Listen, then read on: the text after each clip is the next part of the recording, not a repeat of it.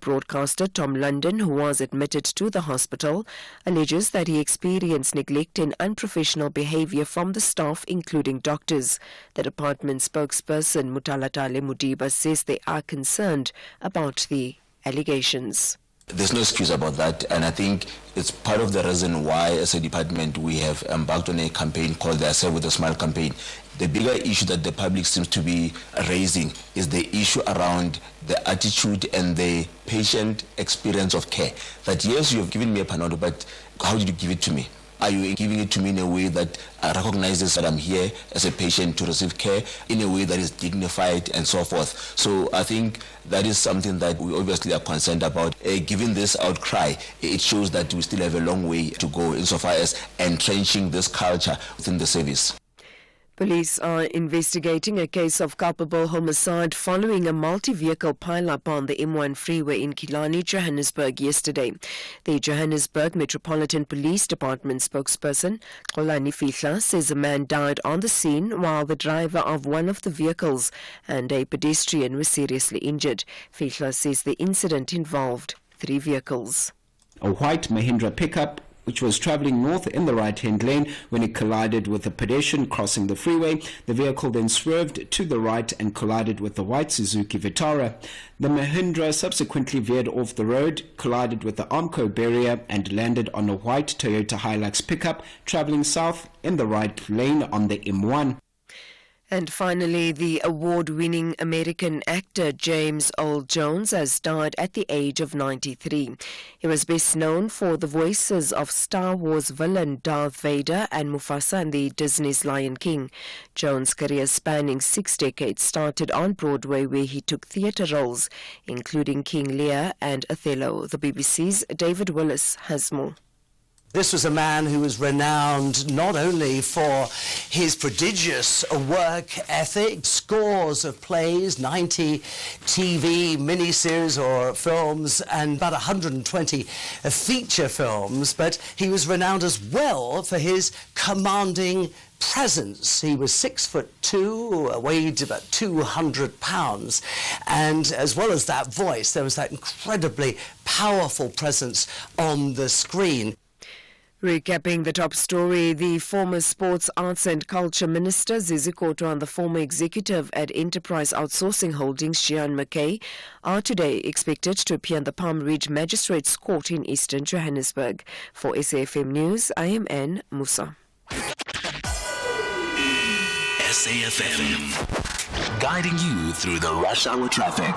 Good morning. A very big truck crash in at Swinburne. It's in the Free State on the N3. The Durban-bound carriageway is closed with a contraflow operation on the northbound side. So quite heavy backlogging going on between Harrismith and Van Rennans. Also a little bit further south, a truck crash going into Tugela Plaza. So as you come off Van Rennans, expect some delays there. And we're just keeping an eye on Baden-Powell Drive in Cape Town. It was very sandy yesterday at Coastal Park. Likely that the sand is still there this morning between Strandfontein and Muizenberg. And a crash on the N2 inbound just after Robert Sobukwe. All that traffic coming in from Khayelitsha or exiting the airport, running into quite a heavy backlog. The collision scene on the N2 before the N7 Jakes Curvell Drive exit. Rob Byrne, SAFM Traffic. A very good morning to you. In your SFM Sports Headlines, soccer, we're building up to the big action today. Bafana will face a tough test against South Sudan. And more soccer as Harry Kane is using Tom Brady's longevity as fuel ahead of his 100th England cap. Let's find out more at around 6:30.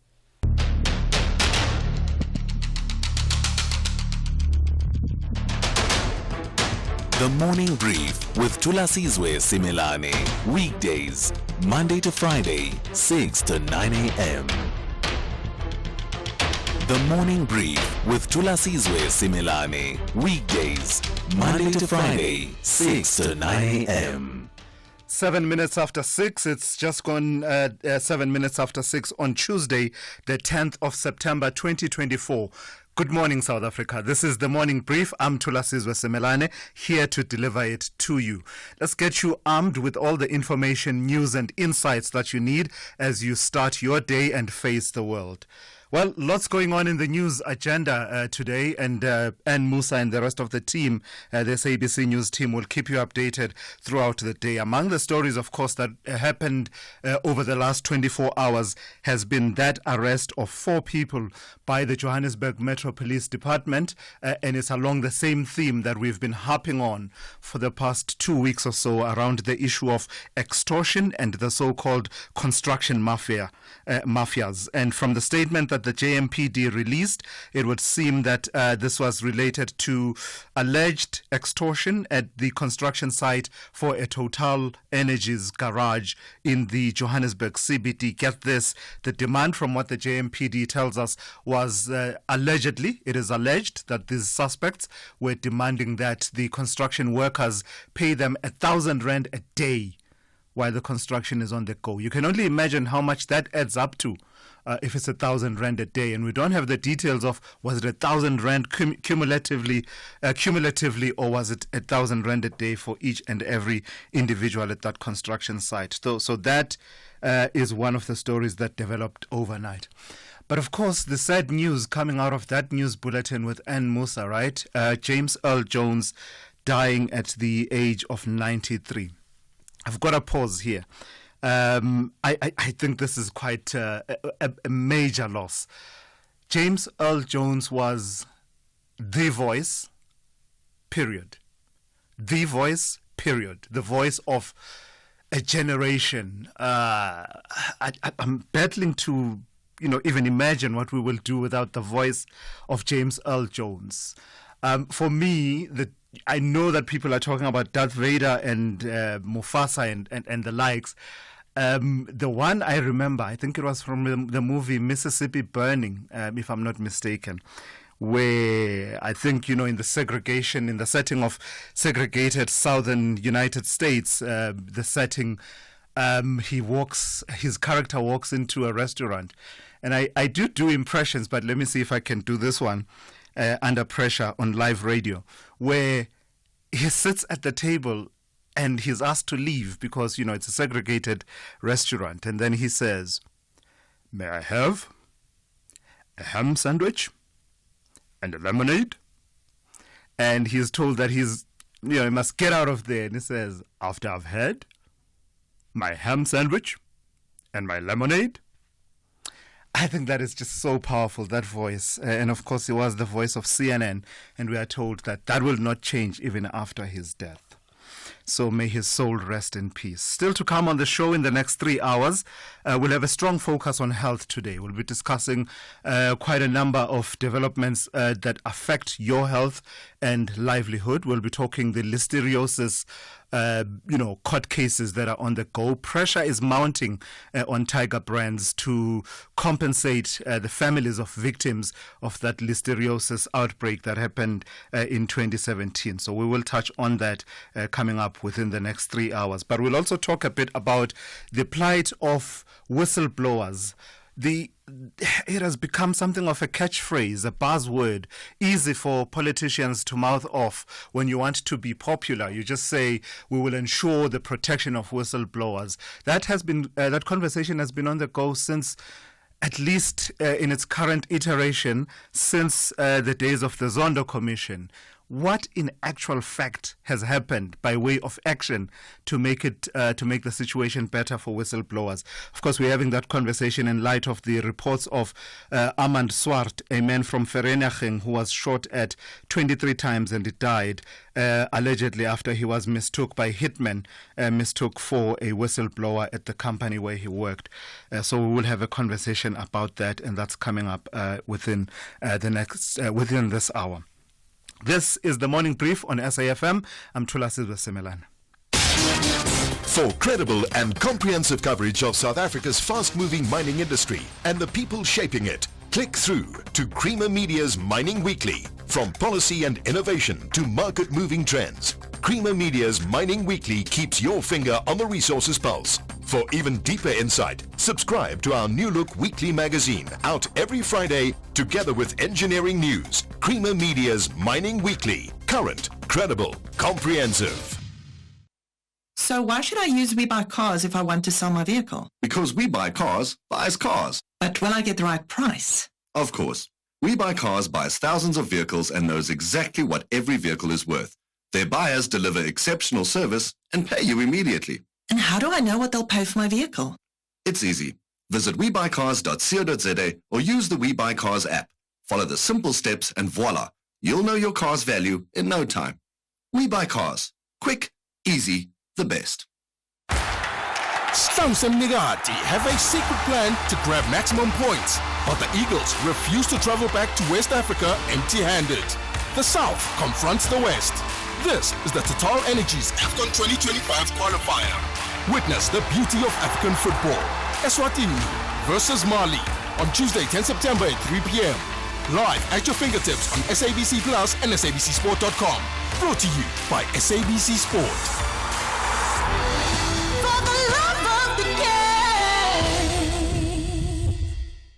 The Daily News Diary on SAFM.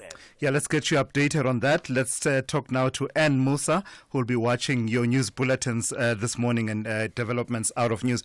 And Ann, good morning on this Tuesday morning. Did you like my James L. Jones impression? Good morning, Thulas. I didn't. It was good. It was good. You're just being kind. What's on the diary this morning? Topping our agenda this morning, the former Sports, Arts and Culture Minister Zizi Kodwa and the former executive at Enterprise Outsourcing Holdings, Gian McKay, expected to appear at the Palm Ridge Specialized Commercial Crime Court, and they are facing corruption charges. Kodwa was charged over allegations that he accepted bribes totaling 1.7 million rand from McKay. There's also the bail application of the three men accused of the gruesome murder of the two women at a pig farm at Onverwag, just outside of Polokwane, and the accused have been charged with the premeditated murder and attempted murder. They allegedly shot and killed two women and injured a man. Summer's fight to restore political rights of local government employees that was limited by the Municipal Systems Act will be heard in the Constitutional Court today, and the court will determine whether Section 71B of the Local Government Municipal Systems Act is unconstitutional and invalid, as declared by the Labour Court last year. And the Amendment Act introduced a blanket ban on municipal employees from holding office at any level in a political party. Scopa will also be hearing on Transnet's audit outcomes. That's for the 2023-2024 financial year, and the hearing will also include Transnet's financial performance, looking at irregular and wasteful expenditure, as well as governance, human resources, amongst others. In KwaZulu-Natal, the Premier there, Tamin Tuli, will lead a community mbizo on service delivery, and the municipality, Mzunduzi, is under administration, and there has been numerous calls for stability in that municipality. And human trafficking, Thulas, we know, is a serious violation of human rights that's affecting millions of people globally, and Gauteng remains one of the provinces in South Africa where incidents of human trafficking is said to have increased fourfold in the last 10 years. And the Gauteng Provincial Legislature will today officially launch a campaign that's aimed at raising awareness and combating the growing crisis of human trafficking. And just lastly, it is the 10th of September today, and a very important day that marks World Suicide Prevention Day, and it is a day to raise awareness of and prevent suicide. And this year's theme is changing the narrative on suicide, which serves as a chance to start the conversation around suicide and shift the culture to one of openness, empathy, and support. So every chat, no matter how small, will build a supportive and understanding society. Yeah, absolutely. Two crucial points that you raised there, those two themes, those last two themes that you highlight, the campaign against human trafficking as well as Suicide Prevention Day that you mentioned there. Quite important for professionals like us, and to be quite aware in terms of how we frame issues that have to do with suicide. Very, very true. Yeah. All right. We'll catch up with you a bit later on. That's Ann Musa. She'll be giving you updates from the news desk every 30 minutes here on The Morning Brief. You are listening to The Morning Brief with Thulasizwe Simelane. So let's get you ready for the day then in terms of the weather and tell you what it's going to be looking like over the coming hours. We start with some warnings. A yellow level 1 warning for damaging winds leading to difficulty in navigation at sea is expected between Cape Columbine and Cape Agalas. There's also fire danger warning that says extremely high fire danger conditions are expected over the northern parts of the Northern Cape as well as the western parts of the Northwest. And the rest of the weather then, in Pretoria, it's cloudy in the morning, otherwise partly cloudy, with a minimum temperature of 15 and a maximum of 21. The expected UVB sunburn index in Pretoria is very high, so do take care. Johannesburg is cloudy in the morning, otherwise partly cloudy, minimum 12 and a maximum of 20. Vereeniging is cloudy in the morning, otherwise partly cloudy, minimum 12, maximum 21. Mbombela is cloudy with isolated showers and rain, and it's 11 to 15 in terms of the temperatures there. Polokwane is cloudy with a minimum of 14 and a maximum of 18. Mahikeng is partly cloudy and windy with a minimum of 12 and a maximum of 25. Vryburg, partly cloudy and windy, 4 to 28. Bloemfontein, partly cloudy and windy, 3 to 27. Kimberley, partly cloudy and windy, 2 to 29. Uppington is fine and a minimum of 2 and a maximum of 28. Cape Town is fine with the wind being fresh to strong southeasterly with a minimum temperature of 12 and a maximum of 21. The expected UVB sunburn index in Cape Town is high. George is fine, becoming partly cloudy from late afternoon. The wind is moderate to fresh east to southeasterly with a minimum of 6 and a maximum of 17. Gqeberha is partly cloudy with the wind being moderate to fresh easterly and a minimum of 6 and a maximum of 19. East London is cloudy with light rain. The wind in East London is light northwesterly in the morning. Otherwise, it's moderate northeasterly. The minimum temperature is 16 and a maximum of 18. Durban is cloudy with isolated showers and rain in the morning. The wind is moderate to fresh southerly to southwesterly until morning, becoming light to moderate northerly to northeasterly. It's a minimum of 13 and a maximum of 18. The expected UVB sunburn index in Durban is moderate. Richards Bay is cloudy with scattered showers and rain in the morning. The wind is moderate to fresh southerly to southwesterly, becoming light to moderate northerly to northeasterly from late afternoon. It's a minimum of 13 and a maximum of 21. And finally, Pietermaritzburg is cloudy with isolated showers and rain in the morning with a minimum of 6 and a maximum of 17. Hold on to your hats, folks, because FlySafair is heading to the windy corner. That's right, we'll be flying between Cape Town and Windhoek from the 22nd of October, and tickets are on sale now. So, if stunning landscapes, diverse wildlife and vibrant culture is your thing, get to flysafair.co.za now and book flights from just 1,800 Rand. With FlySafair, Namibia is never too far away. FlySafair, for the love of flying. T's and C's apply. Dawn breaks across the lush Serengeti plain, but paradise is fleeting as the animals face fresh challenges. Kali the lioness and Bakari the baboon may seem safe in their rock fortresses, but with rivals encroaching on all sides, their future hangs in the balance. Out on the plains, Duma the cheetah faces his destiny, and down by the river, baby hippo Mafuta strikes up an unlikely friendship with the crocodile Magamba. Channel your inner explorer with Serengeti Season 3, Sundays at 6 p.m. only on S3. Open up. S3. Worldview Update, bringing you closer to international news.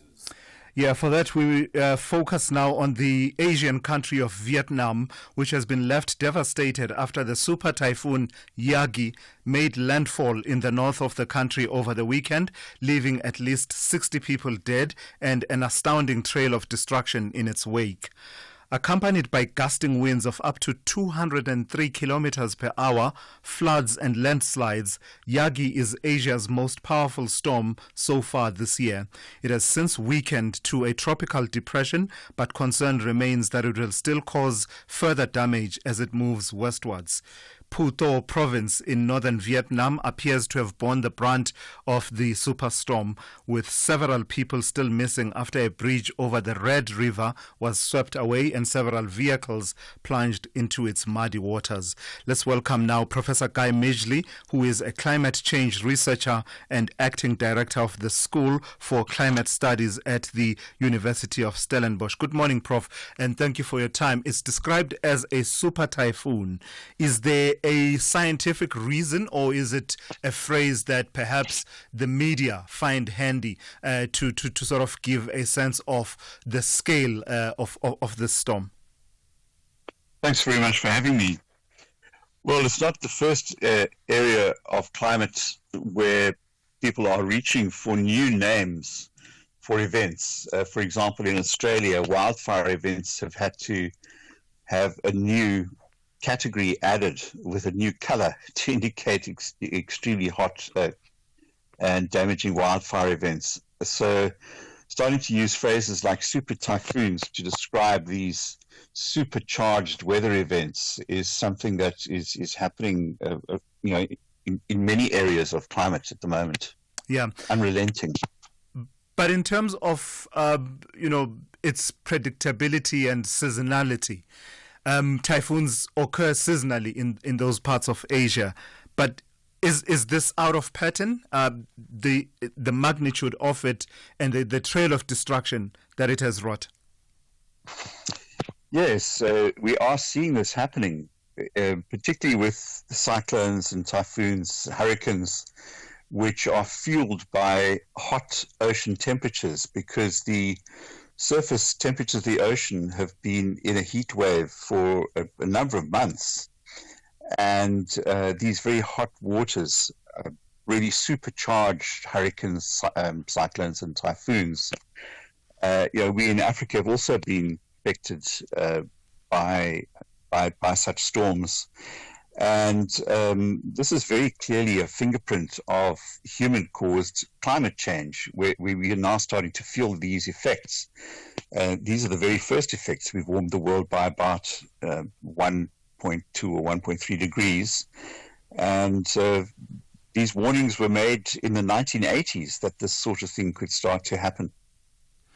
So you have the effects in as far as the extreme weather events are concerned, but you then have factors that tend to exacerbate, and I'd like you to talk to those a little bit more. So you'll then have the scale of destruction, landslide and the likes.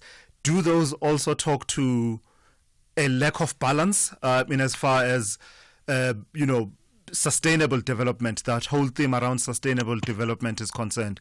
Has our lack of a balance and sustainable development approach exacerbated the extreme weather events that you just described? Yeah, that's a tricky question. It's a good question. Essentially, there's no climate event that happens around the world today that's not in some way affected by the additional energy that we've added to the atmosphere through burning fossil fuel and land use change, mainly burning fossil fuel. And, so the question is, how much have we exacerbated things? And different kinds of development and poorly planned development can put more people in the path of climate events, predictable climate events, and climate events historically that always used to happen. But now we may have a combination of, development, but also this very worsened impacts of climate itself, which are bringing more intense rain, and higher wind speeds. And, some of these effects don't respond in a linear way. They have effects that worsen much faster with smaller increases.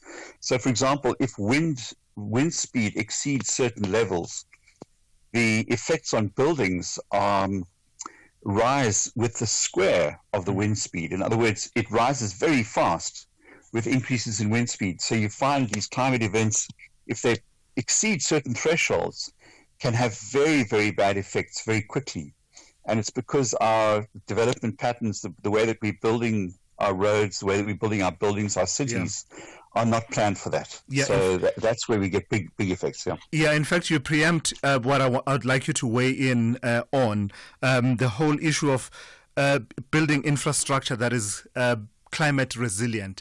If we shift away from the square focus on focusing squarely on the super typhoon in Vietnam and sort of bring it closer to home, we've seen in recent years the damage that is wrought by extreme weather events, for instance, in the province of KwaZulu-Natal a couple of years ago. Are we having the right conversations about building infrastructure that is climate resilient, given the realities of where we are with climate change and its impact? Well, that's an incredibly important question that you've raised. And I would say that any country that puts in place the right climate adaptation strategies, which include well-designed and redesigned buildings, dam walls, bridges, etc., will have a chance of being more successful than countries that do not do this. And a big part of this is recovering from these extreme climate events and building back better, or moving that infrastructure. We're facing sea level rise issues over the next 3 to 4, 5 decades, which is going to see a lot of changes to cities that are exposed to sea level rise events and extreme storm events. So we're going to need engineering skills, city town planning skills, and all these kinds of things. And it's going to cost. It's going to need investment.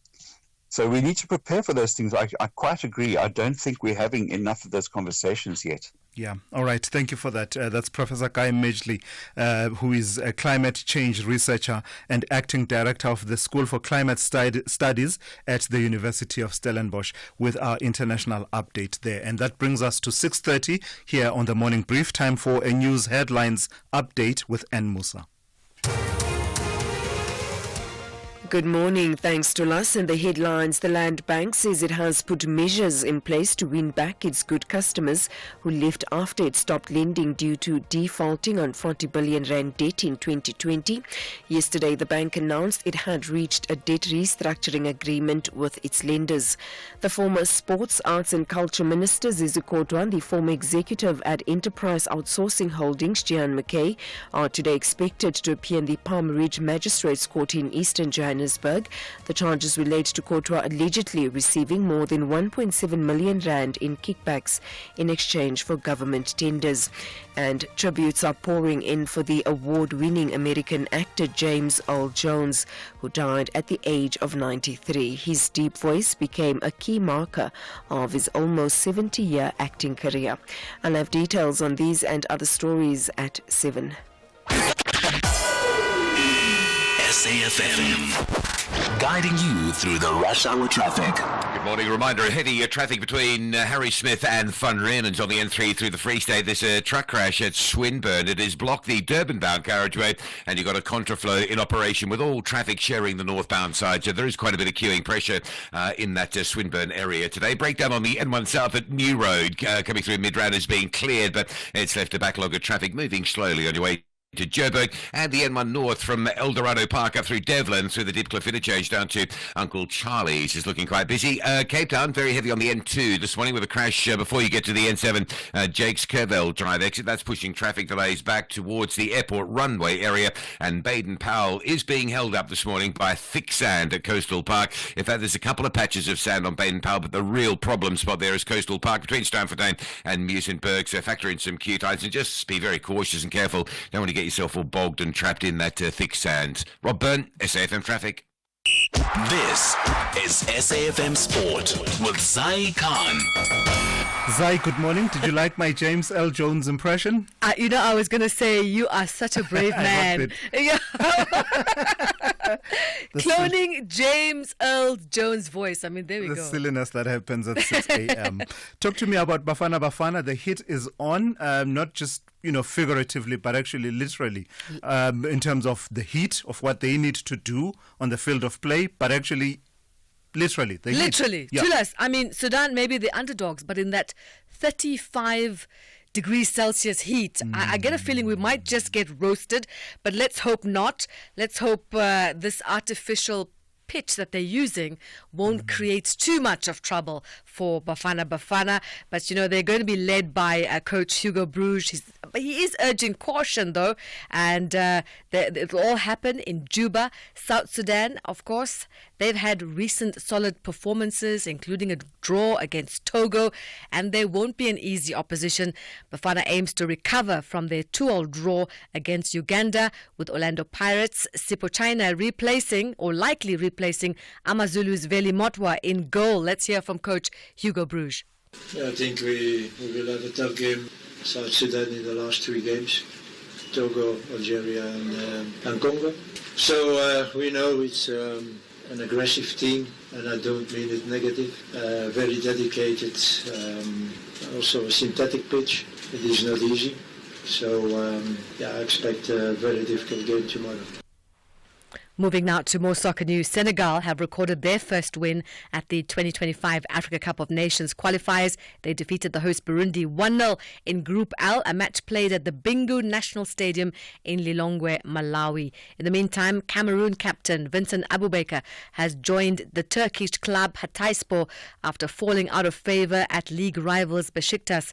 The 32-year-old rejoined Besiktas in January 2023 after a year and a half with Saudi's Al Nassr. Capped over 100 times for Cameroon, Abubakar has won 2 Turkish league titles with Besiktas in his spells in 2017 and 2021. Meanwhile, Harry Kane is using NFL legend Tom Brady for inspiration as the England captain prepares for his 100th cap, insisting he's nowhere near the end of his career. Bayern Munich striker Kane will become the 10th player to make a century of England appearances when Finland visit Wembley for tonight's Nations League clash. Women's cricket action, Tammy Beaumont's 150 not out, helping set up England's 275-run thrashing over Ireland in a one-sided second one-day international in Belfast. The hosts were bowled out for just 45, their lowest ever ODI total, in reply to England's 320 for 8. And finally, another cricket action saw England going down to their worst defeat under Brendan McCullum as Pathum Nisanka's century guided Sri Lanka to a win at the Kia Oval. Though Sri Lanka lost the series 2-1, this ends a 10-match winless streak against England. And that's how we wrap up your sport on the Morning Brief. More top of the hour. I'm Zai Khan. There's sponsoring a news feature. Then there's helping your clients make the news. Search Standard Bank Business and Commercial Banking to see how far they can take your business. The Business Update on SAFM. Let's welcome now Dowling Lechela this morning. And Dowling, you are looking at deflation. Deflation is the opposite of inflation, right? And there are concerns about deflation in China. That's right, Thulas. Now, while the rest of the world tries to ease inflation concerns, China is facing a totally different issue, deflation. China's consumer price growth disappointed expectations in August, marking over a year of economic sluggishness. The August print showed prices rose by 0.6%, a slight increase from July's 0.5% growth. But this modest growth did little to alleviate concerns about deflation. The inflation reading suggests that China's economy continues to face challenges amid weaker domestic demand. Meanwhile, China's producer price index, which tracks the cost of goods when they leave the factory, dropped by 1.8% in August. This is the 23rd month in a row that it has fallen. The decrease was bigger than expected. Analysts had predicted a drop of 1.4%. In July, the PPI had fallen by 0.8%. Analysts have noted that the world's second largest economy has a problem where it's producing more goods than people want to buy. The government has tried to help by focusing on getting more people to spend through stimulus measures, but these measures are taking time to filter through to the economy. As a result, analysts say it's unlikely that demand will increase and prices will start rising anytime soon. Yeah, it is tempting to say that's a better problem to have than out of control inflation, but I'm not qualified to make that comment. We would need to have an expert in studio talk to us about that. Talk to me about Bell Equipment. There are some tough economic conditions that they are facing. So a tough macroeconomic environment is just adding pressure onto Bell Equipment. It cited a slowdown in the building and construction projects in its key regions, as well as a decrease in demand for raw materials like metals and minerals. This then led to a 6% decline in earnings. Now, Bell is a manufacturer and distributor of heavy industrial machinery based in KZN, but operates across the globe. Looking at those operations, its performance in Europe and the UK during the 6 months period came under pressure due to a slowdown in those regions. The Southern Hemisphere market outperformed the Northern Hemisphere operations, with South Africa and Zambia showing strong demand for certain products used in the mining industry. Despite this, the good news was offset by ongoing port delays and congestions within the country, which required Bell to have extra investment in inventory to mitigate the issue. Operations aside, Bell Equipment is still eyeing a JSE delisting as the founding family looks to take over the company and buy out minority shareholders. The Bell family, which owns 70% of the company through IA Bell, made an offer to buy out minority shareholders for 53 Rand per share, a 56% premium over the previous closing price. Since then, the share price has continued to rise, and so the company's liability for share-based payments has increased from 54 million to 123 million Rand due to that higher share price since the end of June. Lastly, Ndawuleng, please recap for us the markets, Asia, the United States, as well as how we closed on the JSE. So stocks staging a rebound at the top of the week. The S&P 500 recovering from a loss seen in 2023. Overall, Wall Street closing trade yesterday in positive territory ahead of those U.S. inflation numbers.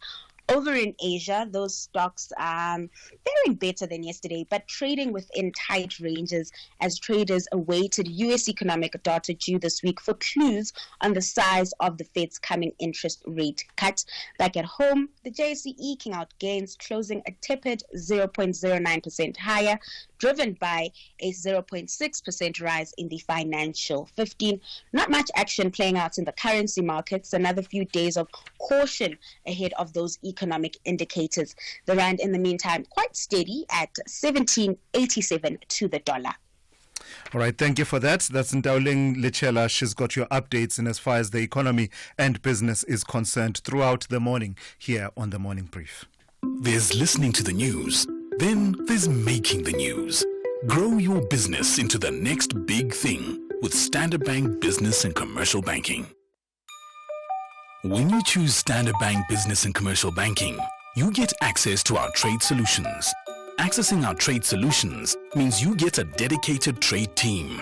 A dedicated trade team means you get market insights and access to suppliers and buyers both locally and internationally. And those suppliers and buyers amount to 20,000 pre-vetted businesses in over 40 countries. You see, there are trade solutions. Then there are trade solutions from us. Search Standard Bank Business and Commercial Banking. Standard Bank is an authorized FSP and registered credit provider. T's and C's apply. Call Thulasizwe now. 086 000 2032. Yeah, you can do that, or you can send us a WhatsApp voice note on the number 061 410 4107. And a couple of people have already started doing that. Let's take a listen to some of your voice notes now. Good morning, Thulasizwe and your team. This is Sakile Nsogwen from Gomhlabialunga. You know, Thulasizwe, the protection of the whistleblowers will never be prioritized in South Africa, because the politicians who are supposed to be implementing the protection of the whistleblowers are the ones who hire the hitmen to kill those whistleblowers after they have reported their corrupt activities. Thank you. That is a solid point. I cannot quibble, and this is not to blanketly say politicians, all politicians, but there's no denying that there is a political dimension to some of these problems that dog the fight against corruption in South Africa. Absolutely solid point from Sakile in KwaMhlabuya. Are you blowing your paycheck on car insurance every month? Monica, 39 from Three Rivers, pays just 1,515 Rand a month for a 2018 BMW 320i. None of the insurance companies has come near to the price I'm paying. I am happy at insurance. I'm going nowhere. SMS out to 30754 now for a quick quote that could save you hundreds every month. That's out to 30754. Outsurance is a licensed insurer and FSP. T's and C's online. The Bright Stars are on a massive mission to brighten the mood of the South Sudanese citizens with victory. But Bafana Hugo Bros say they have already bought an extra flight ticket to travel back home with 3 points. This is the Total Energies AFCON 2025 qualifier. Witness the beauty of African football. South Sudan tackle South Africa on Tuesday, 10 September at 2:30 p.m. Live on SABC 1 and SABC radio stations. Also available at your fingertips on SABC Plus and SABCSport.com. Brought to you by SABC Sport. For the love of the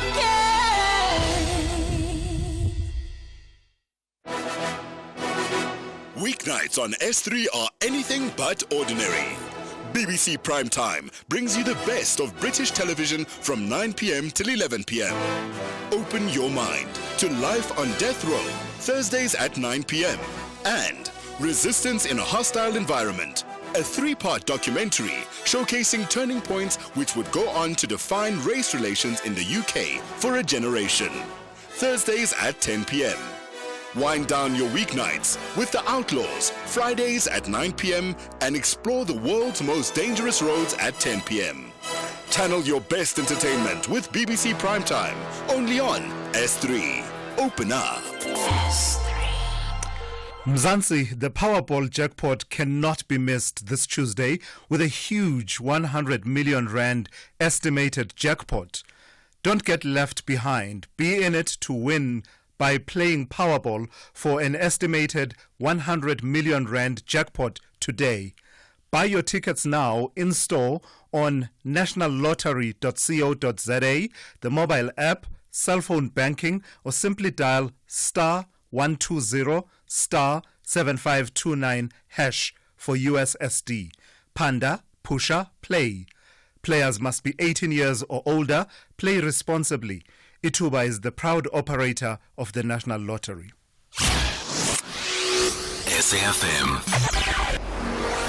Prime time all day long. So the city of Cape Town is lamenting the impact of some of the country's property laws, such as the Prevention of Illegal Evictions Act, also known as PI, on the ability of public and private landowners to protect their rights against unlawful occupation. The Safety and Security Mayoral Committee member, J.P. Smith, has revealed that the city is probing 291 so-called problem building cases across the city. Smith says complicated red tape that must be followed in order to evict illegal occupiers often leads to many building owners abandoning their properties, which soon fall into dilapidation and sometimes become havens for criminality. J.P. Smith joins me now this morning to talk about this problem. So just give me the sense then of the complexity of what you term in the city problem buildings. You are dealing with 291 cases, I understand, MMC. Good morning. Good morning, sir. Yes, we reported back to the public that this last year has not been a bad year for us at all. This last year we were able to close 425 cases. At one point we were standing at just on about 990. So we've managed to make good progress. Last year, that was 207 cases. So the additional resources we allocated specifically on the legal side as helping. is helping, and we are currently still dealing with 291 cases. As you said, 27 new cases were added to that, and 55 of those property owners we are in court with. And so this is a substantial problem. I think Cape Town is lucky in that it adopted a problem building bylaw, which later became the problem property bylaw, quite early on, about a decade and a half ago. That has allowed us to try and to stay on top of the problem in comparative terms, whereas I think other metros in South Africa, based on my engagements with them, are really struggling with hijacked buildings and slum buildings and the sort of major disasters you start seeing after some time with fires and otherwise in such buildings, with the impact it has on people's lives and fatalities. So, but this is a big challenge for us. There are property owners who walk away from their properties, I think in part because of the cost of living increase. People are just having difficulty maintaining their properties, but probably largely because of the PI Act, Prevention of Illegal Eviction and Unauthorized Occupation of Land Act, which makes it extremely difficult for a property owner when they have tenants they are trying to evict those tenants. And as a consequence, makes it easier for such buildings to become hijacked, unlawfully occupied. And then very often the owners simply can't muster the means after that happens to get enough money together to evict and to fix the building up. Yet, say a bit more about that. You are saying that some of these laws, such as PI, do become a bit of, an added layer of red tape where someone needs to evict unlawful occupiers from a building. You understand, of course, the context in which those laws came into being. You're not calling for their scraping, are you? I don't know. There must be ways to navigate around the complexities of these laws and still achieve what you are trying to achieve, preventing the unlawful occupation of buildings in the city. You're absolutely right. PI was established for a very good reason, to prevent arbitrary or unreasonable eviction, and we need laws to protect people against that. I completely agree. But I think that the law may have had unintended consequences. The Act is a very basic Act. It's only a few pages, and it was meant to be propped up by regulations in terms of the Act, which were never issued. And so as a consequence, the courts have over time filled in the blanks. For instance, with the problem with the tents the city had in the CBD, effectively at this stage, when somebody pops out a tent like that and places it on a sidewalk, it immediately becomes or is deemed to be a home. And so what is missing is a reasonable definition of home. Laws have to be reasonable, and they cannot impose unreasonable terms on property owners or the occupants. So I think some revision is due at this stage, and I think that's generally acknowledged across the country, especially by local government, who have to wrestle with these problems. So even the South African Local Government Association have a working group trying to remedy this, and some of my colleagues in the National Assembly have proposed a private members bill to start amending some of these provisions just towards more reasonability. Sure. But then still local authorities have a big hill to climb to deal with the backlog of problem in slum buildings. MMC, I've got to thank you for your time this morning. That is JP Smith. He is the Safety and Security Mayoral Committee member in the city of Cape Town. SAFM, guiding you through the rush hour traffic. If you're coming out of Pretoria's Mamelodi area, there's been a collision scene. It's on Solomon Mshlangu. It is at the N4 Highway Bridge, and that traffic coming out of Mamelodi on Solomon Mshlangu is quite a heavy delay. You might want to avoid it, say Pretoria Road or the Bronkhorstspruit Road, and come onto the highway at Simon Vermuten. Also, queues at Duranpoort Plaza this morning on the N4 driving eastbound. That's a little bit unusual. If you're trying to come through on the N4 towards the N1, that backlog not normally there this time of morning. The M2 pretty heavily backed from Joe Slovo into a busy Mike 1 through the Crown interchange, and the Mike 1 down towards Woodmead looking so. Looks like something's happened between Buccleuch and the Woodmead Drive exit. Durban's Kumashu Highway quite heavy down towards the N2. The M7 to St John's Avenue Bridge going into Pinetown already queuing up. Big truck crash in the Free State closing the Durban bound carriageway. The N3 at Swinburne got a contraflow on the northbound. There's some quite heavy queues in that section of the Free State between Van Ryn and Lawrence and Harry Smith. Cape Town, Baden-Powell Drive now closed between Strandfontein and Muizenberg, and that's due to the very thick sand and dangerous conditions around Coastal Park area. So a lot of pressure around the Strandfontein side. Routes like Spine Road, Strandfontein and Baden-Powell are all sort of backing up heavily as you find yourself coming off the coastal route and having to reroute up through the sort of Lotus River area, I guess. Also, just noting the M3 is quite heavy queues coming through from Constantia up towards Paradise Road, looking a little bit heavier than normal for this time of morning. Rob Byrne, SAFM Traffic. Devastated by the brutal murder of his wife, John Luther returns in the second season of Luther to policing in a different world. With his old unit gone, Luther finds himself working in the newly created Serious and Serial unit, headed by former police complaints officer Martin Schenk. And now, a strange and mysterious masked man wanders the streets of London, carrying out ritualistic murders in historic locations, working his way up to one final masterpiece. Immerse yourself in a world-class drama with Luther Season 2, Mondays to Wednesdays at 9 p.m. Starts Tuesday the 10th of September on S3. Channel your inner drama with BBC Primetime, only on S3. Open up. S3. Hold on to your hats, folks, because FlySafair's heading to the windy corner. That's right, we'll be flying between Cape Town and Windhoek from the 22nd of October, and tickets are on sale now. So, if stunning landscapes, diverse wildlife and vibrant culture is your thing, get to flysafair.co.za now and book flights from just 1,800 Rand. With FlySafair, Namibia is never too far away. FlySafair, for the love of flying. T's and C's apply.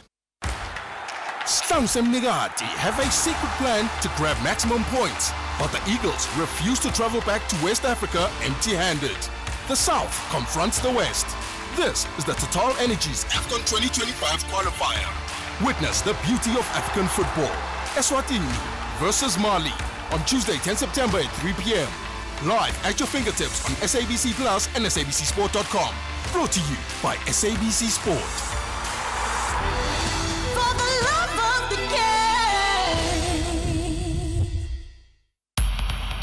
Thulasizwe Simelane on the Morning Brief. Weekdays, Monday to Friday, 6 to 9 a.m.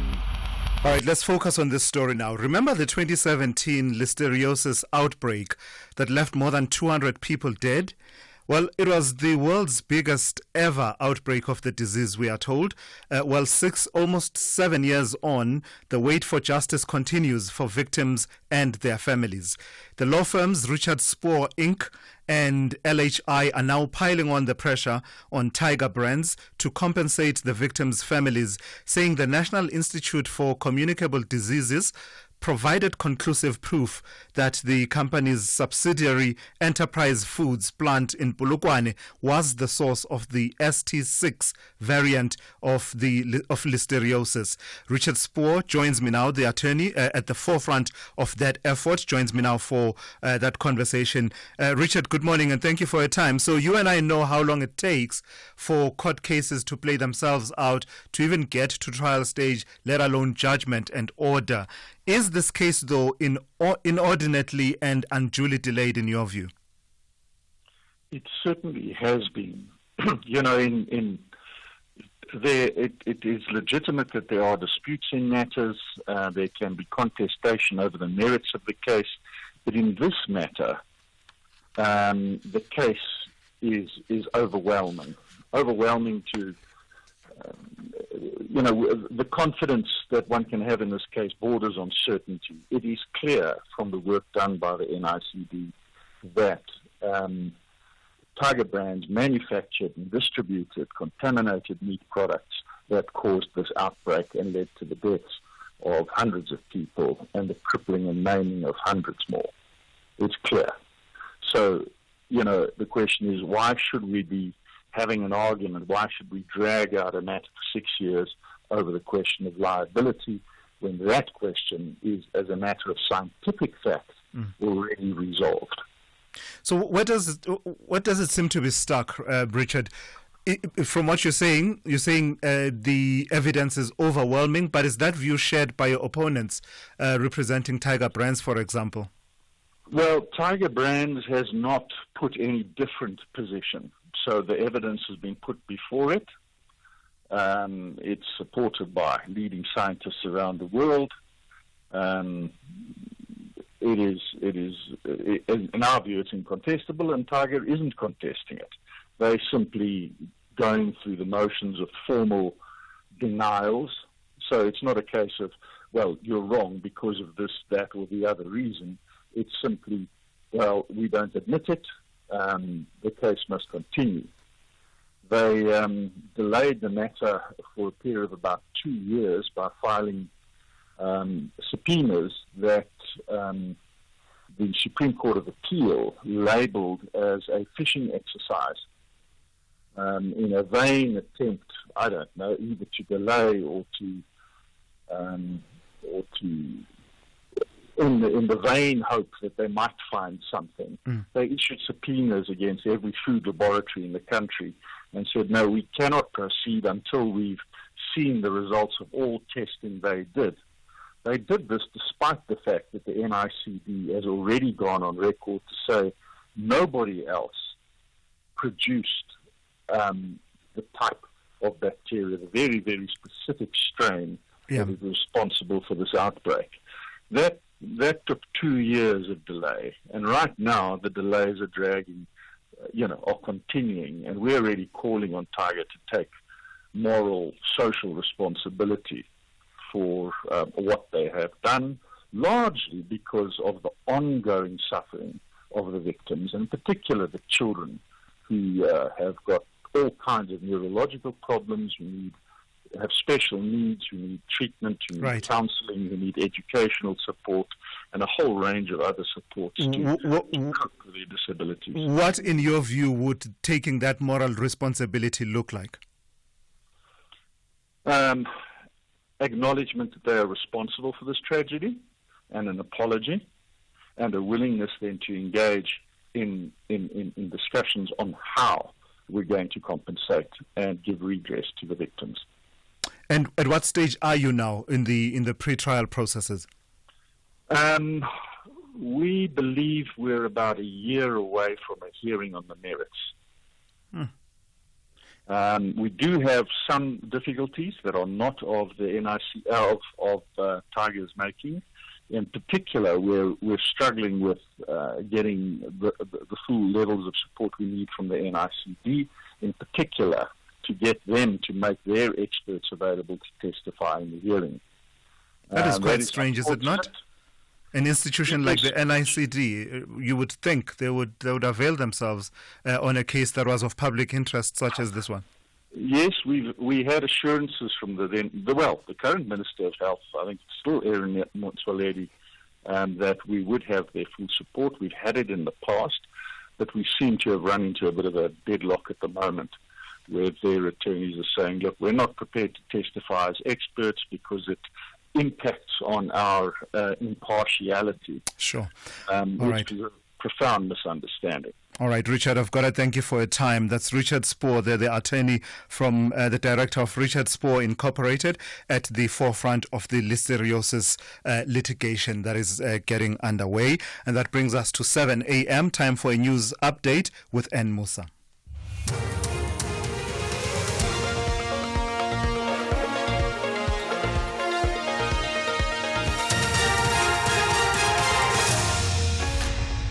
In our top stories, Land Bank concludes debt restructuring solution and Zizi Kodwa to appear in court on bribery allegations. Good morning.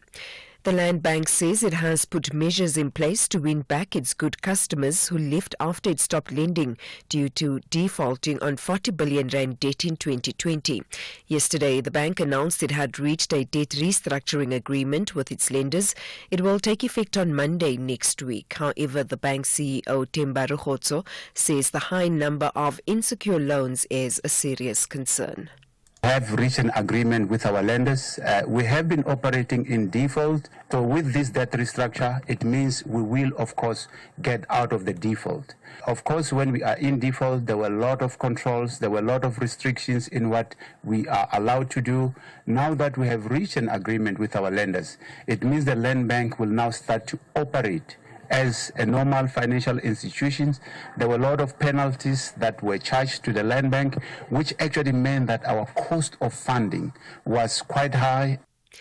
The former Sports, Arts and Culture Minister Zizi Kodwa, the former executive at Enterprise Outsourcing Holdings, Johan McKay, are today expected to appear in the Palm Ridge Magistrates Court in eastern Johannesburg. They are charged with violating the Prevention and Combating of Corruption Activities as well as the Prevention of Organised Crimes Act. The charges relate to Kodwa allegedly receiving more than 1.7 million rand in kickbacks in exchange for government tenders. Meanwhile, the state has rejected McKay's application to have the charges against him dropped. The Gauteng Health Department has described the alleged mistreatment of patients at the Helen Joseph Hospital in Johannesburg as inexcusable. This after a video exposing the poor state of the hospital went viral on social media. Former broadcaster Tom London, who was admitted to the hospital, alleges that he experienced neglect and unprofessional behavior from the staff, including doctors. The department spokesperson Mutalatale Mudiba says they are concerned about the allegations. There's no excuse about that, and I think it's part of the reason why, as a department, we have embarked on a campaign called the I Serve with a Smile campaign. The bigger issue that the public seems to be raising is the issue around the attitude and the patient experience of care. That yes, you have given me a Panado, but how did you give it to me? Are you giving it to me in a way that recognizes that I'm here as a patient to receive care, in a way that is dignified and so forth? So I think that is something that we obviously are concerned about. Given this outcry, it shows that we still have a long way to go insofar as entrenching this culture within the service. Police are investigating a case of culpable homicide following a multi-vehicle pile-up on the M1 freeway in Killarney, Johannesburg yesterday. The Johannesburg Metropolitan Police Department spokesperson, Xolani Fihla, says a man died on the scene while the driver of one of the vehicles and a pedestrian were seriously injured. Fihla says the incident involved 3 vehicles. A white Mahindra pickup which was travelling north in the right-hand lane when it collided with a pedestrian crossing the freeway. The vehicle then swerved to the right and collided with the white Suzuki Vitara. The Mahindra subsequently veered off the road, collided with the Armco barrier and landed on a white Toyota Hilux pickup travelling south in the right lane on the M1. And finally, tributes are pouring in for the award-winning American actor James Earl Jones, who died at the age of 93. His deep voice became a key marker of his almost 70-year acting career. Showan Bryce Peace reports. CEO of the Walt Disney Company, Bob Iger, said in a statement that Jones gave voice to some of the greatest characters in cinema history and was a celebrated stage actor with nearly 200 film and television credits to his name. They describe him as giving life to stories with a uniquely commanding presence and a true richness of spirit that left an indelible mark on generations of audiences. His voice became synonymous with the news network tagline, "This is CNN."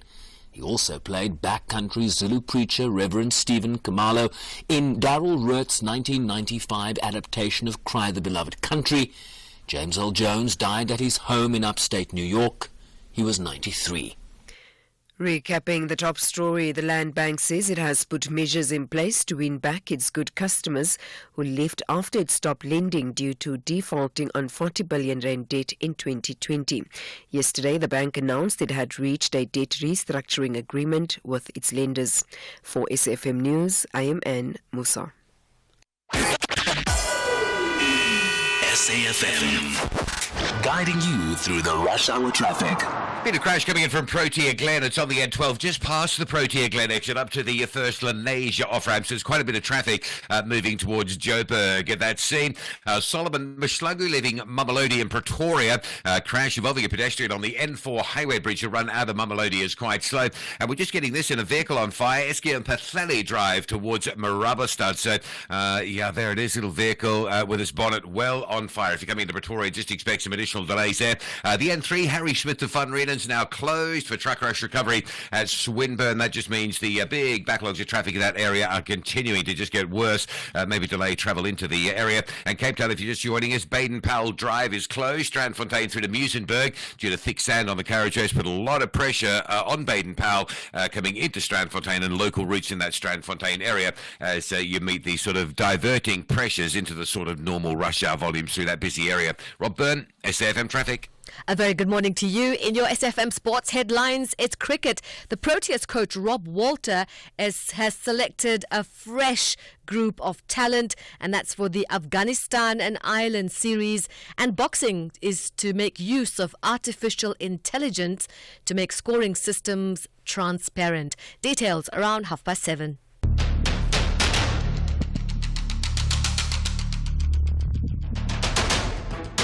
The Morning Brief with Thulasizwe Simelane. Weekdays, Monday to Friday, 6 to 9 a.m. The Morning Brief with Thulasizwe Simelane. Weekdays, Monday to Friday, 6 to 9 a.m. 7 minutes after 7 on this Tuesday, the 10th of September. Good morning, South Africa. This is the Morning Brief. I'm Thulasizwe Simelane. A jam-packed hour for you coming up. In fact, the next half hour or so, we'll try and wade through as many of the issues that we've been promising you as possible. So we will have that conversation, for example, that has to do with the protection of whistleblowers, or lack of protection, I should say, for whistleblowers. This follows, of course, the case that has been reported on of a man known as Armand Swart, who worked for a engineering firm in Vereeniging, who was shot 23 times and died allegedly by hitmen, and it is alleged that this is linked to a tender that was quite dodgy and corrupt, that saw that company allegedly sell a component to Transnet, get this, that costs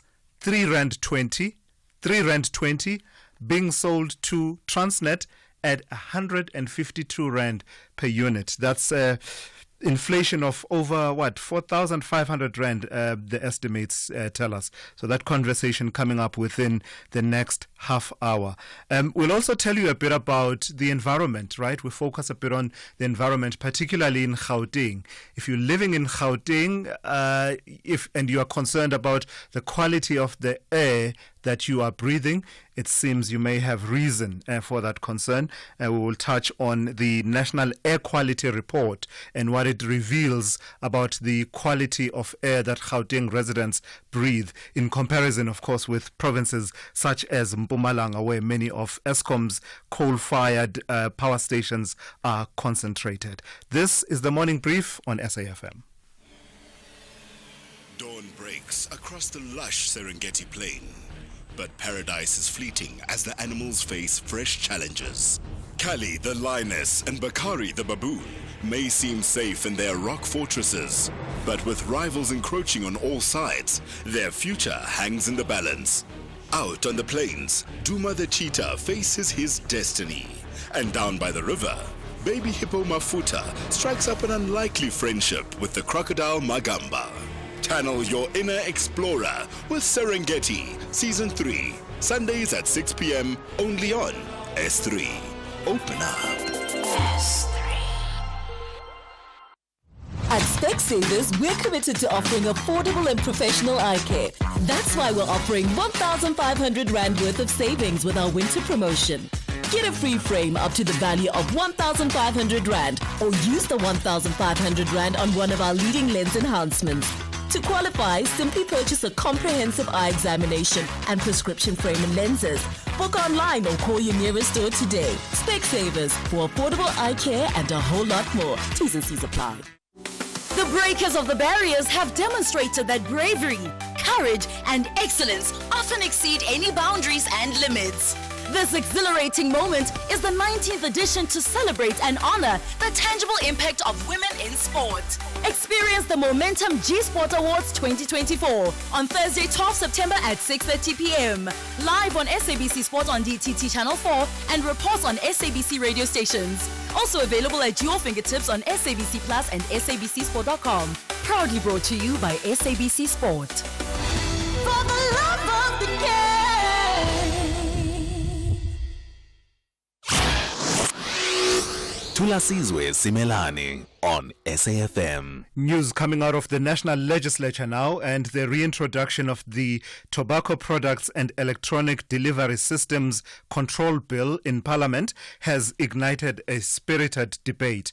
The bill, which was initiated in the previous parliamentary administration, has been reintroduced, with the Health Department briefing the Parliamentary Portfolio Committee on Health regarding the proposed legislative measure.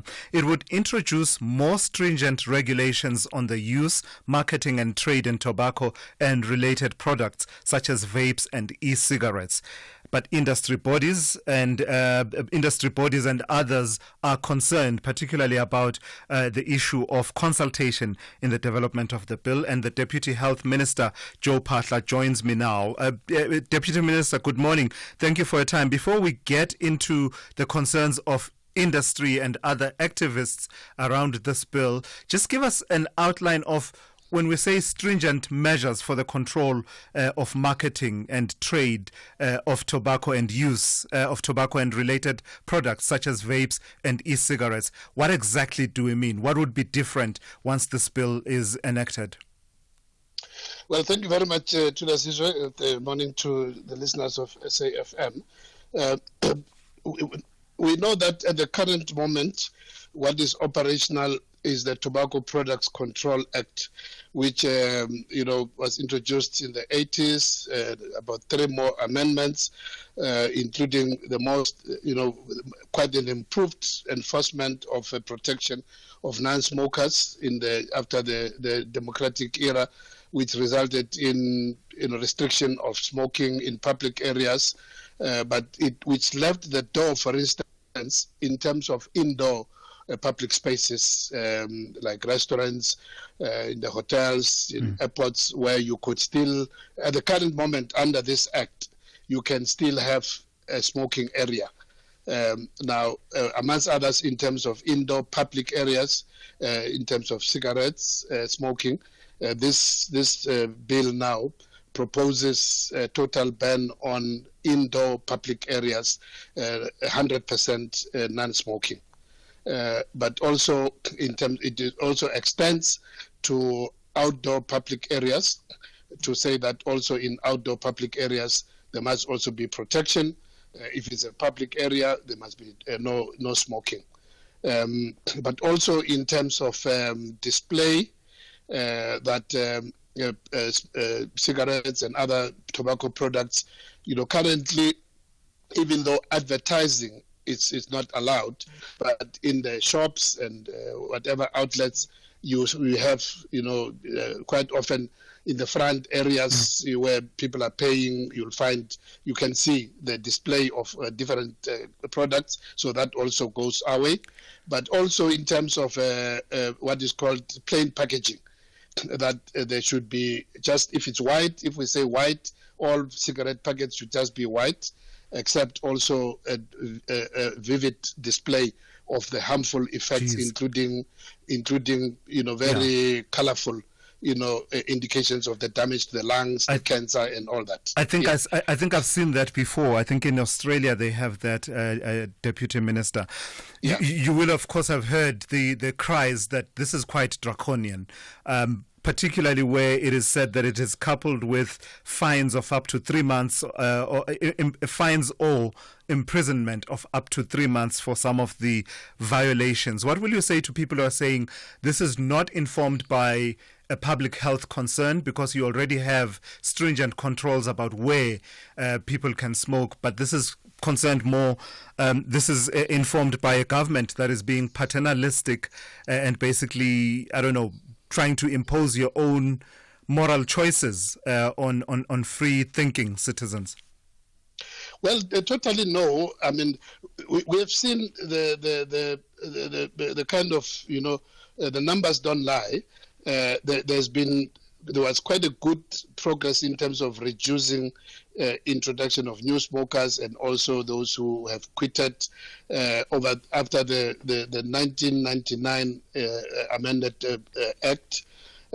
But with time, with all the various new products, electronic, e-cigarettes, all this vaping and all that, attracting also younger people, we have seen a rise. People start there and then graduate into the actual, tobacco smoking. The numbers have been going up, but also we're also, as a country, we're part and parcel of the WHO, the World Health Organization. We're signatories to the Framework Convention on Tobacco Control under the WHO, and member countries, over 60-something countries have already moved in the direction, and the convention and the WHO itself are encouraging countries, to move in line with all these new trends and continue to improve in terms of the controls. The direction we're going is not different in terms of countries under the WHO and under this convention. Very quickly, Deputy Minister, you are being criticized for not consulting, and you and I know that where there's a lack of consultation in the development of legislation, you will run into problems. Well, there has been, there's a very clear process in terms of legislation formation in South Africa. The department went out, once you have got a draft bill, you go to cabinet to brief cabinet to approve that you can publish it for public comments, which was done. And then after that, you receive the comments, then you incorporate some of those comments, and then you go back to cabinet, and then only then you can submit to Parliament. Amongst other things, for instance, which was mentioned when we were at the committee, where, parties like ATM accused that we didn't go to NADLEC, which is not true. In July of 2021, in fact, let me say it was in October 2021, the bill was presented to NADLEC, and they've been to NADLEC twice. And remember, Parliament itself still also calls for, goes out on public hearings. To conduct a public hearing. Yes, so that's not going to hold water even if they take us to court. Minister, I've got to leave it there. Deputy Minister Joe Phaahla, the Deputy Minister of Health, weighing in there on the Tobacco Products and Electronic Delivery Systems Control Bill, which has been reintroduced in Parliament. Hold on to your hats, folks, because FlySafair is heading to the windy corner. That's right, we'll be flying between Cape Town and Windhoek from the 22nd of October, and tickets are on sale now. So, if stunning landscapes, diverse wildlife and vibrant culture is your thing, get to flysafair.co.za now and book flights from just 1,800 Rand. With FlySafair, Namibia is never too far away. FlySafair, for the love of flying. T's and C's apply. The Bright Stars are on a massive mission to brighten the mood of the South Sudanese citizens with victory. But Bafana Hugo Bros say they have already bought an extra flight ticket to travel back home with 3 points. This is the Total Energies AFCON 2025 qualifier. Witness the beauty of African football. South Sudan tackle South Africa on Tuesday, 10 September at 2:30 p.m. Live on SABC1 and SABC radio stations. Also available at your fingertips on SABC Plus and SABCSport.com. Brought to you by SABC Sport. For the love of the game. This September, S3 brings you thought-provoking nature dockies that will change the way in which you view the world. Prince William embarks on a global mission to ensure our world is left in a better place for future generations, championing action for the natural world and showcasing pioneering local heroes. Prince William, A Planet for Us All, airs Sunday the 15th of September. Channel your inner activist with our selection of premium dockies Sundays at 5 p.m. only on S3. Open up. S3. Mzansi, the Powerball jackpot can't be missed this Tuesday with a huge 100 million Rand estimated jackpot. Don't get left behind. Be in it to win by playing Powerball for an estimated 100 million Rand jackpot today. Buy your tickets now in store on nationallottery.co.za, the mobile app, cell phone banking, or simply dial *120 *7529# for USSD. Panda, Pusha, Play. Players must be 18 years or older. Play responsibly. Ituba is the proud operator of the National Lottery. SAFM values your views. Be an active citizen. So if you live in Gauteng, you may have every reason to be concerned about the quality of the air you breathe. The National Air Quality Report has revealed that Gauteng had the fewest clean air days at just 100 in 2023. This means that the province fared worse than Mpumalanga, which hosts 12 of Eskom's coal-fired power stations and had 150 clean air days in the same period.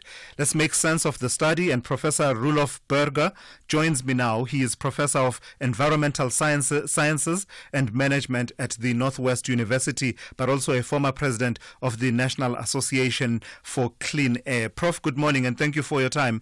Does it seem to you that the quality of air that Gauteng breathes is deteriorating, or is Mpumalanga improving its air quality management and the other provinces as well? Morning, Thulasizwe.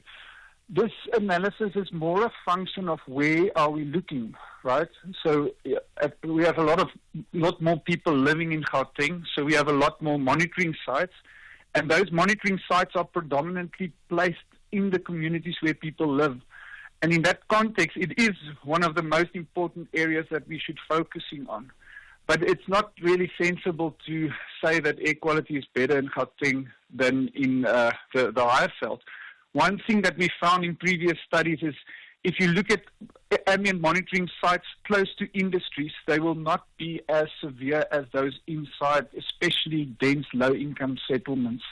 And it's because these industries, like the power plants, typically have high stacks that put the pollutions far away from people, and then it disperses before it impacts on communities.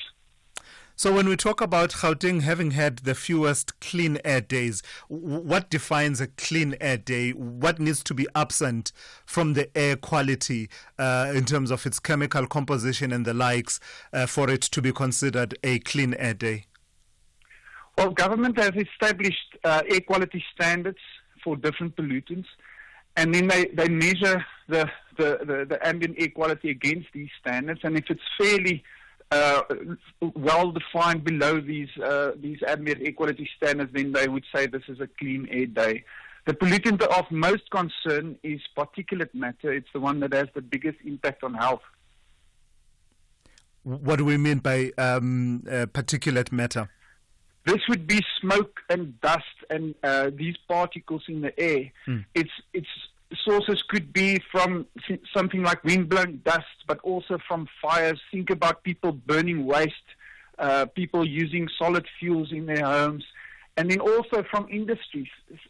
You know, sometimes the industry would emit a gas like sulfur dioxide, and that gas will then form small particulate matter, and that is the thing that has the biggest impact on health. Lastly, Prof, what about enforcement and holding polluters to account? Do we have enough mechanisms to do that? I know we have the laws, but practically, in terms of implementing those laws, do we have enough? We have a lot of governance and tools that we are using. The problem is in the stickiness of this problem, right?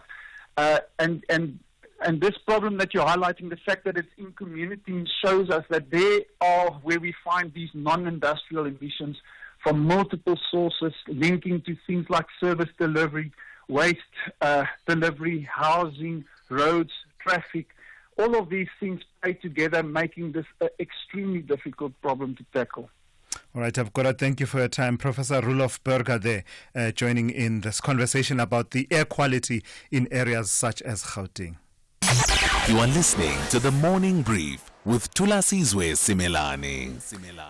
To this concerning story now that it pertains to the fight against corruption in the country and the protection of whistleblowers. You will have heard about the killing of a man, of someone called Armand Swart, who was, in fact, the lack of protection and grave danger faced by whistleblowers is once again in the spotlight. This after a low-level employee at a Vereeniging engineering firm, Armand Swart, died after he was shot 23 times, allegedly by hitmen who mistook him for a whistleblower colleague of his. According to News 24's reporting on the story, the hit has as its genesis the revelation that the company Swart worked for had charged Transnet 4,500% more for a rail component that it manufactures and ordinarily sells for about R3.20, but which it sold to the parastatal for R152 per unit.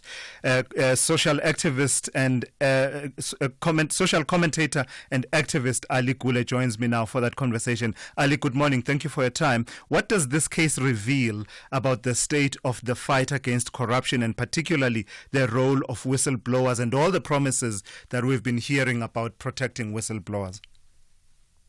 Good morning, Thulasizwe, and your listeners. Thanks for having me. The case you're talking about doesn't matter if the guy who was assassinated was a guy who was targeted or not.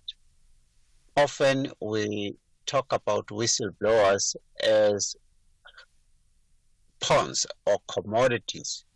These are human beings like you and I, and in many instances, they are breadwinners.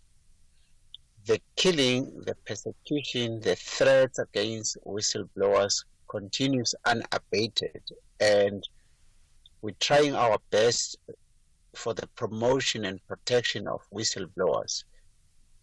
The network of this killing, unfortunately, now has been extended to, in certain instances, to investigators of sensitive corruption cases. We have seen it everywhere, including in Gauteng. I hope the government will not always refer to the existence of the act. We need a lot of political will from those that are in charge to protect whistleblowers, because they are on their own. They are pushing back the peddlers of corruption, and this is in a way a network of crime. Corruption is, we must not drop the ball that they are fighting crime. And this is not good. Things are not, it's getting worse actually. It's not looking good. Fairly measured, Ali. Are we able to point at anything at all? It doesn't have to be complete program or strategy or anything, but is there anything tangible that we can point to that says we identified the weaknesses in the system as far as whistleblower protection is concerned? You remember from the times of the Zondo Commission what the president has been saying consistently about the importance of whistleblowers in the fight. Has anything concrete actually happened over and above the laws that already existed? Yes, what has happened, the president has appointed what is known as National Anti-Corruption Advisory Committee, whereby some of the prominent whistleblowers and activists are sitting in that committee. It's known as NECEC, but we cannot only rely on that entity. The government needs to come to the party on the ground. Remember, whistleblowers are people that are working in a certain environment. If the environment is not conducive enough to stand up and do the right thing, sometimes you must blow a whistle on your manager or your leader at work. Yeah. So what happens more often than not, they will concoct something whereby you are subjected to an unfair disciplinary hearings. Not all whistleblowers are killed. Some are forced to resign. Some are made, their work is made so difficult the parents, that you are fired or resign. Right. Well, killing is a worse situation, but we're saying we must not always on saying we've got structures and in place, we've got this and that in place. We need to walk the talk. People Absolutely. must Ali. be supported. We need to be seen to be assisting these I've people. got to leave it there. So, yes, I've got to leave it there. thanks for having us. Yes. Thank you very much. That is social commentator and activist Ali Gule there, weighing in on the protection or lack thereof for whistleblowers. And that brings us to 7:31. Time for a news headlines update with N. Musa.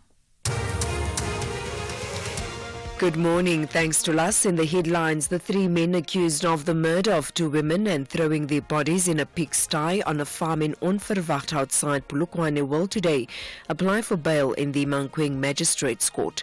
The Land Bank says it has put measures in place to win back its good customers who left after it stopped lending due to defaulting on 40 billion rand debt in 2020. Yesterday, the bank announced it had reached a debt restructuring agreement with its lenders. And rescuers are searching for survivors buried under the sand in a designated humanitarian zone in the southern Gaza Strip. Israeli airstrikes targeted the area overnight. I'll have details on these and other stories at 8. SAFM, guiding you through the rush hour traffic.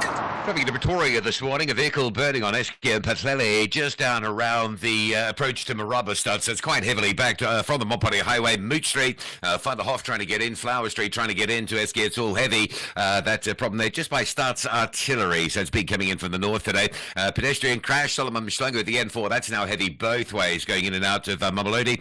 Collision on the N12 down to Protea Glen, big traffic today on the N12 towards Joburg as you come up through the Protea Glen exit towards the Lenasia exit. Going the other way as well, there's some quite heavy delays going towards Potchefstroom if you like. There's no traffic lights at that Protea Glen junction. And the N3 from Germiston through Edenvale up through Galudi's is pretty heavy. Behind that, the N12 and R24, it's really badly backed up coming in from Ekurhuleni. Durban, South Coast Road, M7, a lot of congestion around that particular junction this morning. Truck crash at Swinburne, still causing a heavy backlog between Harrismith and Funarena. The road temporarily closed for recovery there. Cape Town's N7 Southworth, I mentioned it's heavier than normal. Plattercliff Road down to Bosmansdam Road. Also a collision scene on Voortrekker Road at Prestige, causing delays through Maitland. And Baden-Powell closed Strandfontein and Muizenberg due to that sand. Very heavy backlogging going on in the Strandfontein area as all that traffic comes off Baden-Powell and diverts onto some local routes. Rob Byrne, SAFM Traffic. This is SAFM Sport with Zai Khan. Zai, I put it to you that it is a common cause fact that the Simelanes are talented. And you are about to confirm that. I was about to mention Andile Simelane. No relationship to None, but Thulasizwe Simelane. it runs in the blood generally. Clearly. Let's go with it, okay? So the Proteas coach, Rob Walter, is including the likes of Andile Simelane as well as leg spinner Nkaba Peter into the squad. Now, this is a very exciting time for the young players. They will be in the upcoming series against Afghanistan and Ireland. Now, Simelane is a former SA Under-19 standout and has gained experience in domestic cricket and recently impressed with a century for the SA Emerging 11. Now, Coach Rob Walter's goal is to expose these high-potential players to international cricket. We can't rely on one group of players to win games for South Africa.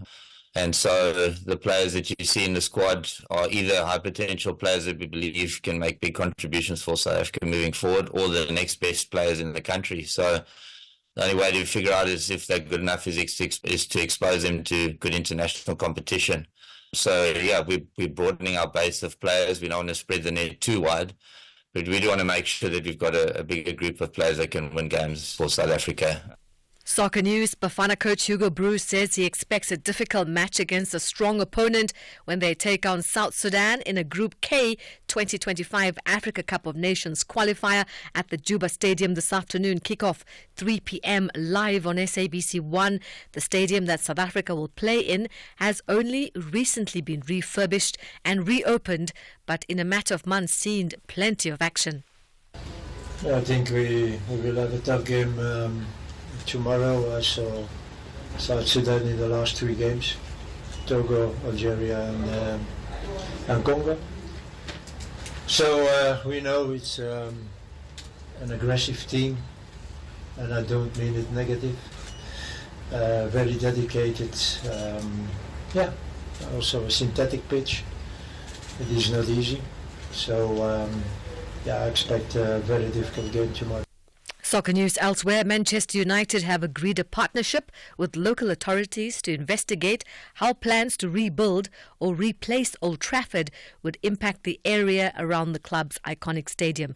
The Old Trafford Regeneration Task Force was set up under the chairmanship of World Athletics President Sebastian Coe. It's understood to be focusing on discussions over building a new 100,000 capacity stadium rather than redeveloping Old Trafford, the 74,310 capacity home for United since 1910. Meanwhile, Harry Kane is using NFL legend Tom Brady for inspiration as the England captain prepares for his 100th cap by insisting he's nowhere near the end of his career. Bayern Munich striker Kane will become the 10th player to make a century of England appearances when Finland visit Wembley for tonight's Nations League clash. Here's Harry Kane.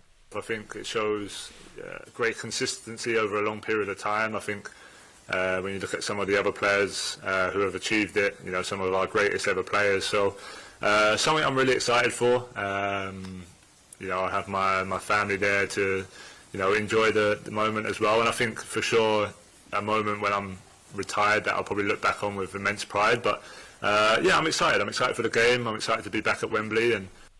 And finally, boxing. The World Boxing President Boris van Voorst is determined to transform the sport by exploring the use of modern technology such as artificial intelligence to make the scoring system more objective and transparent once the breakaway body receives the official recognition from the IOC. The current scoring system in boxing is a subjective, complex and controversial, with many boxers feeling robbed by dubious decisions. There have been multiple changes over the decade, but the system still remains opaque. More sport here on The Morning Brief at the top of the hour. I'm Zai Khan. The Business Update on SAFM. And for that, let's talk to Ndawling Lechela. And Ndawling, you're looking at tourism once again, but you're looking at the hotel group Sun International. What are they planning outside of South Africa? That's right, Thulas. Now, the whole and gaming company is betting big on Sun International is looking at, it's eyeing growth outside of South Africa when it comes to online betting through SunBet. They plan to use their own brand to attract new customers and a new market in Africa. Sun International says SunBet has a strong financial position, which gives it the freedom to invest in new opportunities for growth. However, did not mention which country it's looking at launching SunBet. The news comes after it delivered strong results with its online betting unit, SunBet, reporting record income, increasing by close to 72%. This comes as more South Africans bet online. The sports betting market has continued to grow in the country, causing some concern. Take note, rise transactions betting sites as people try and win some extra money economic times. To the national. Sorry, yes. Ndawling, I don't think we have the best of lines to you. I tell you what, if we're able to go to traffic, we'll try and come back to you in a moment. The line is really letting us down. We're battling to hear you. I don't know if we have Rob ready to give us a traffic update. Okay, we don't, I am told. Let's see if we can get Ndawling on a better line. Kathy Motlatlana on SAFM. In a municipality or local government, because there are a lot of politicians, unlike in a department where a politician is only the MEC. But in the municipality or local government, you will find this, it's now mixed. You will no longer want to separate exactly the yellow part, the white part, because politicians as councillors are many there. Each one of them will want to get his or her hand in the cookie jar. These responsibilities are conferred to the MM. Therefore, let's separate or draw the line between the administration and the political administration of municipality. And in doing that, we are trying to curb people, getting people to appoint who do not qualify. Baiskopo Makamu, the MEC for Coxter in the Limpopo province. If you're ready to talk, I'm here to listen and nothing is off the agenda. Join me on The Talking Point every day from 9 a.m. to 12 noon. The Business Update on SAFM. All right, let's see if we can pick up on a better line. And Dowling, let's pick up on your second story, AVI. I had no idea that, is there anything they don't sell? I mean, you interact with their products on a daily basis, but I had no idea, from crisps to, I don't know, fashion, and they're delivering results. My biggest shock was when I discovered that they're actually the ones that sell Cavellas. And I was like, wow, okay. From very 5 Roses diversified Bakers business. to Cavellas and the likes. Yes. So they're performing really well over the full period. And I guess it's just that diversified nature. The owner of consumer brands like 5 Roses Tea, I&J, Baker's Biscuits reported a 6.3% rise in revenue, boosted by higher selling prices.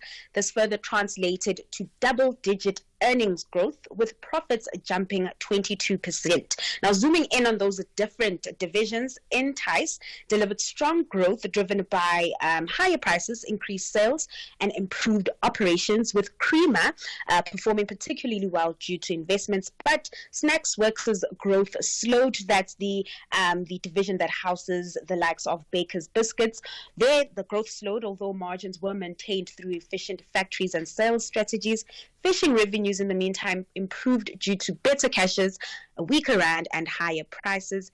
Indigo's personal care profits slightly decreased after ending a distribution agreement, but their own brands, they performed well. Meanwhile, footwear and apparel faced challenges due to low demand and increased discounting, although core footwear brands did well. So a very diversified business, and that diversification, being able to kind of shore up its balance sheet, so where it's not performing well in one division, it's performing well in another. And lastly, just a recap on Asian markets, the US futures as well as the JSE close and the rand.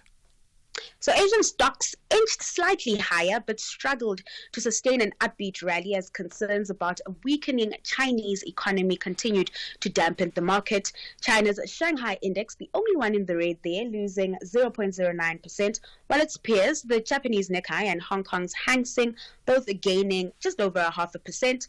Over in the US, futures are in the red despite the upbeat close we saw yesterday. We can only assume that traders are being a bit more cautious ahead of the US inflation print.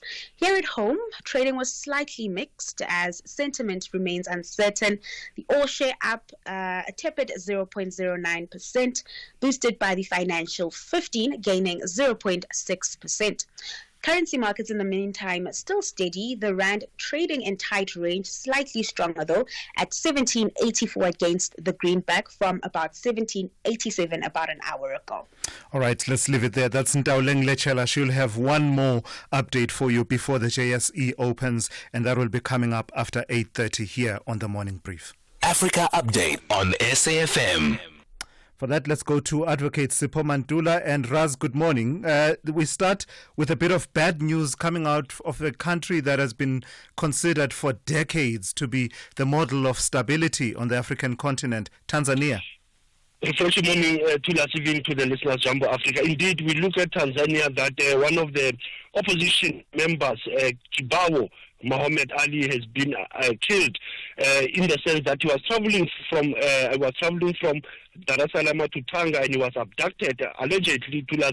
And now the president, Samia Suluhu, has urged for a deeper investigation to be launched by the police to look at what were the circumstances for the killing of the opposition leader. As you have said, this has been a country that has been stable, but it seems that the opposition is in tussle with the ruling government. And with this assassination of one of the assistant secretary generals of Chadema, that sends a worrying in East Africa. Yeah.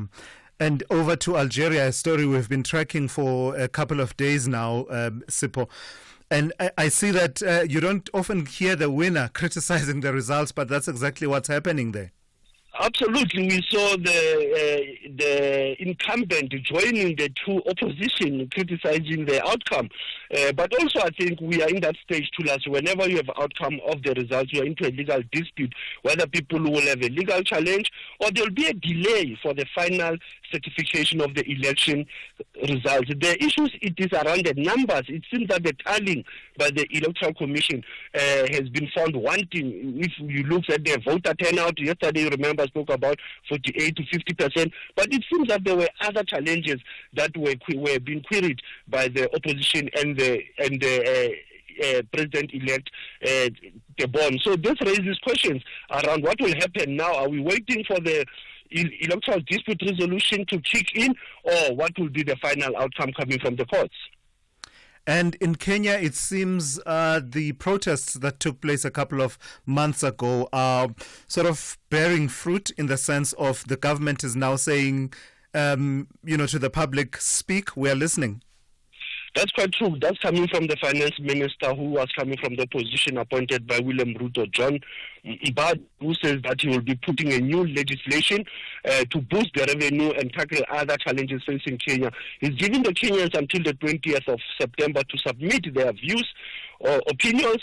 Remember that Kenya has been relying on the IMF, on the World Bank, on the infrastructure projects, but also the issue of the tax hikes. That was the cause of the June unrest that happened in Kenya, where more than 50 people were killed. Now it appears that the new finance minister is now consulting with the ordinary Kenyans to say, let's engage and deal with our challenges as Kenya. And in Ethiopia, there's some flooding there, and some people, at least 20,000 people displaced. Tula, this is in the part of Jikwaya district in Ethiopia, Gambela, where it has caused Baro River to overflow. 20,000 people have been removed from their homes.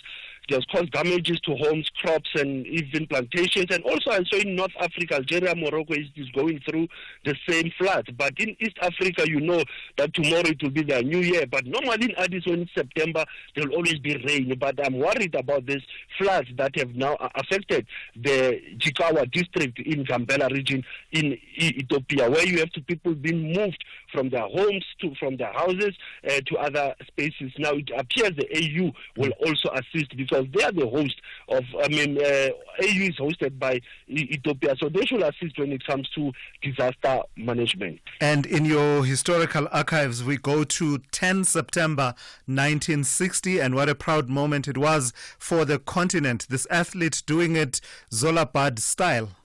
That's quite true. 64 years ago, this is an Ethiopian athlete, Abebe Bikila, who won the Olympics, the gold medal, bare feet during that time. Others were saying that there were other Russians, there were Moroccans, there were Belgians who could have won this race. It was 42K race that an Ethiopian bare feet, he took only 2 hours, 16 minutes and few seconds to win for the first time, where we have an African coming from East Africa. And by the way, he was a bodyguard of Emperor Haile Selassie, the founding father of OAU, Abebe Bikila. He won it twice, 1960, also 1964. Asante sana, Eswasi leading the conversation, SAFM observing the Heritage Month. Have a fantastic day there. That's Sipho Mandula with the Africa Update here on The Morning Brief. Okay. They actually did it. I mean, I've seen it done in other countries, but now they have a whole new local season of the show. Oh, Mzansi, you beautiful, amazing land with diverse families and cultures. Wife Swap South Africa is finally here. Tune in from Monday the 9th of September and see how families from across South Africa swap wives and learn a thing or two or three on how other families operate.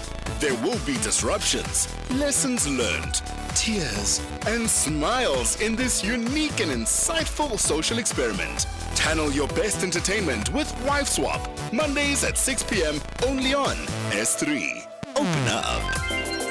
S3. The future of education is here. Impact offers 2 paths to the future.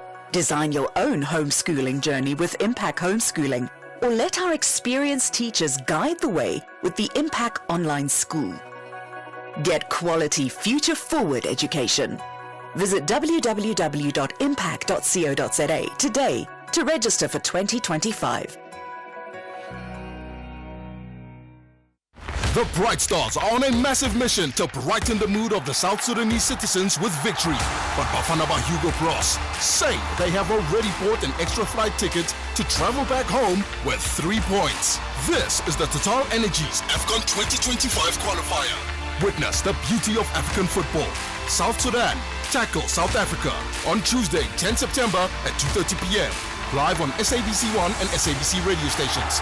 Also available at your fingertips on SABC Plus and SABCSport.com. Brought to you by SABC Sport. For the love of the game.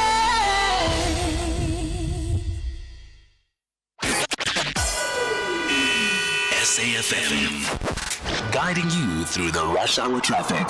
Couple of major delays on the N3 route this morning between Joburg and Durban. First of all, the big truck crash at Swinburne. That's very heavy between Harrismith and Van Renen Village. And then another truck crash down by the Bergville exit between Tegela Plaza and Bergville.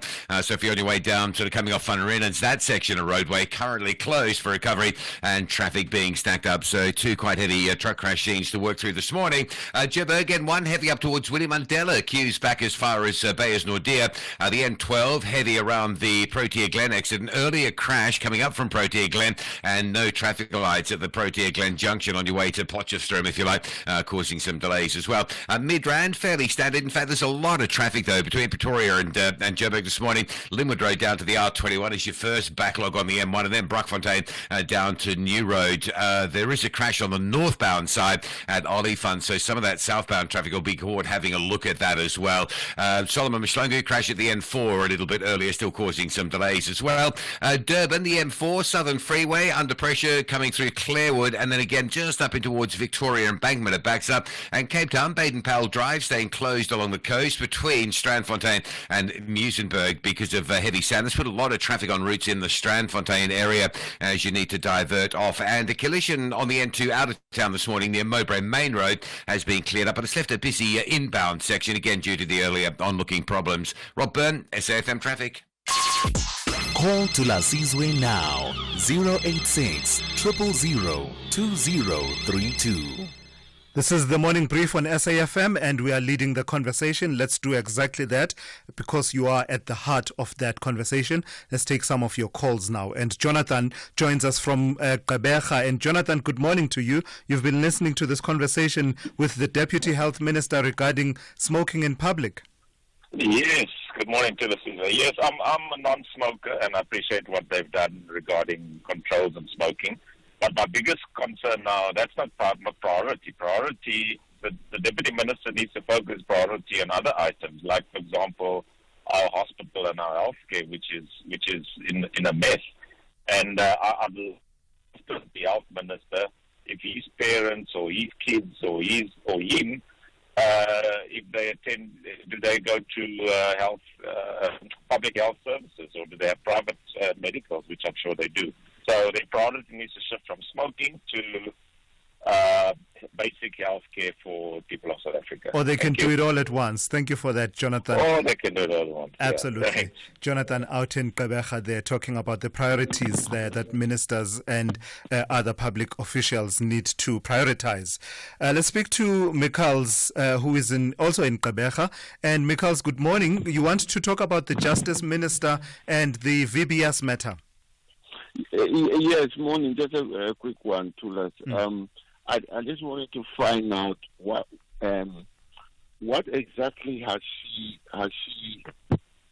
done. That's what I want to find out. What exactly has she done? Is there, if she says she took a loan from an entity, is there any evidence to show that she knew that the money that she was taking from that entity came from VPS? That's just that. That's one aspect of it. And the other was a quick one. I wanted to find out from you, since you were the spokesperson of the Council Consortium, yes, why was it cancelled? Why was the deal put to? What happened to the deal?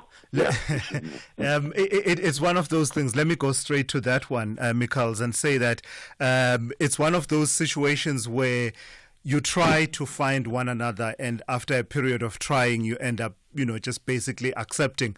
I think it happens in commercial settings that you negotiate and try and find one another, but after a period of time, you do an opportunity cost analysis and you say, we have tried everything. We simply cannot find one another on this transaction, and it's time to move on. And it was by mutual separation.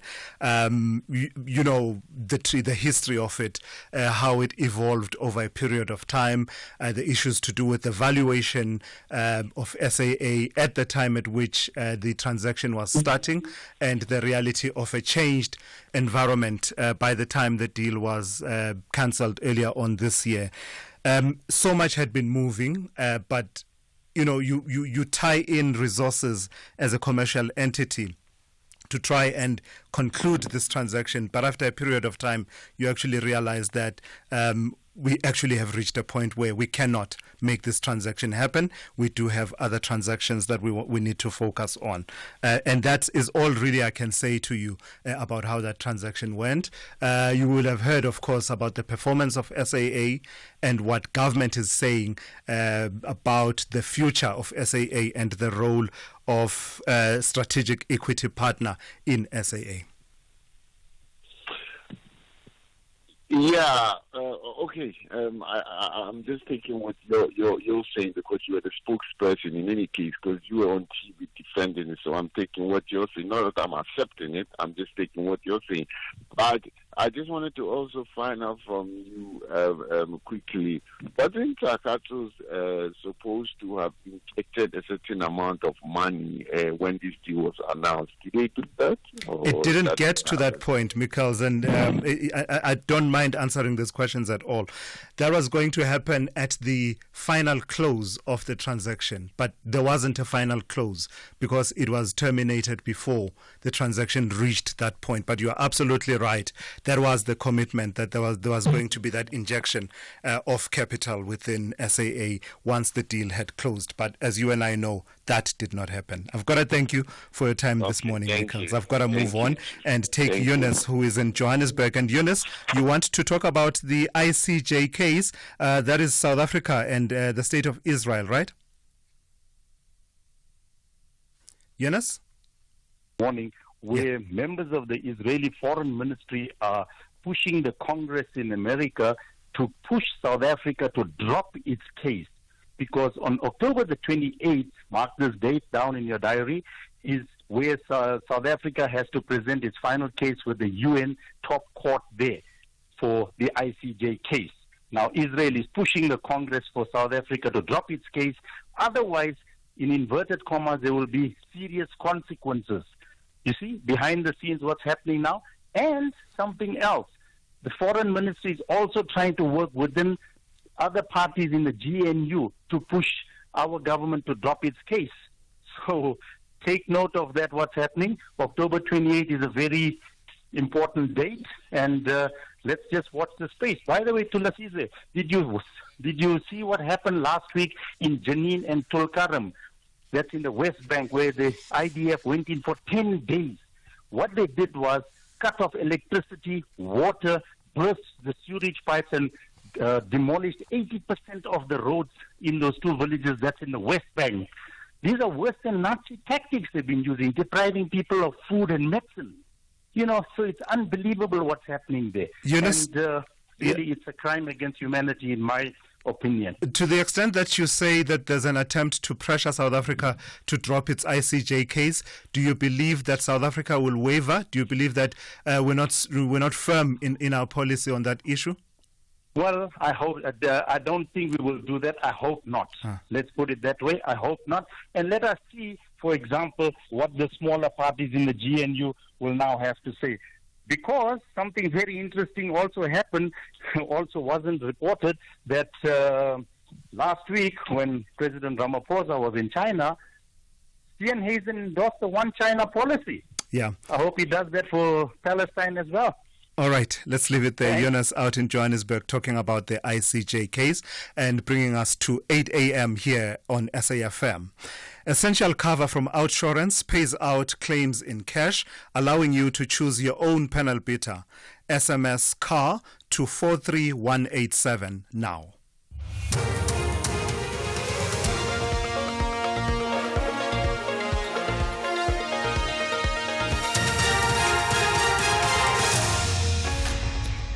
In our top stories, Limpopo pig farm murder accused to apply for bail and search for survivors after Israeli airstrikes in southern Gaza. Good morning. The three men accused of the murder of two women and throwing their bodies in a pigsty on a farm in Onverwacht outside Polokwane will today apply for bail in the Mankweng Magistrates Court in Limpopo.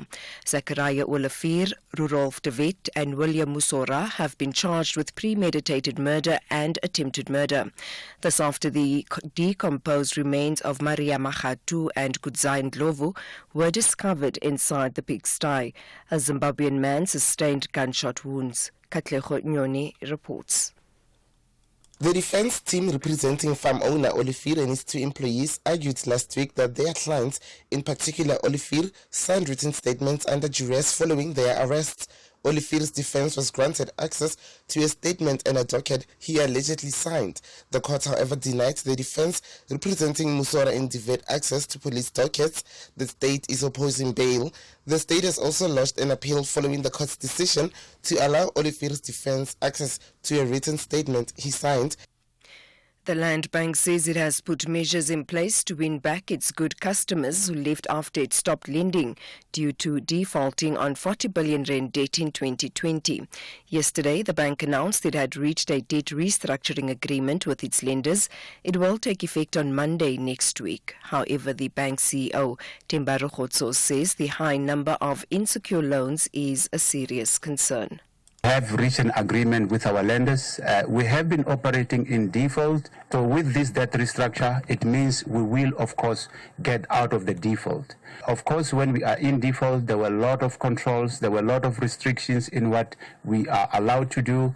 Now that we have reached an agreement with our lenders, it means the Land Bank will now start to operate as a normal financial institutions.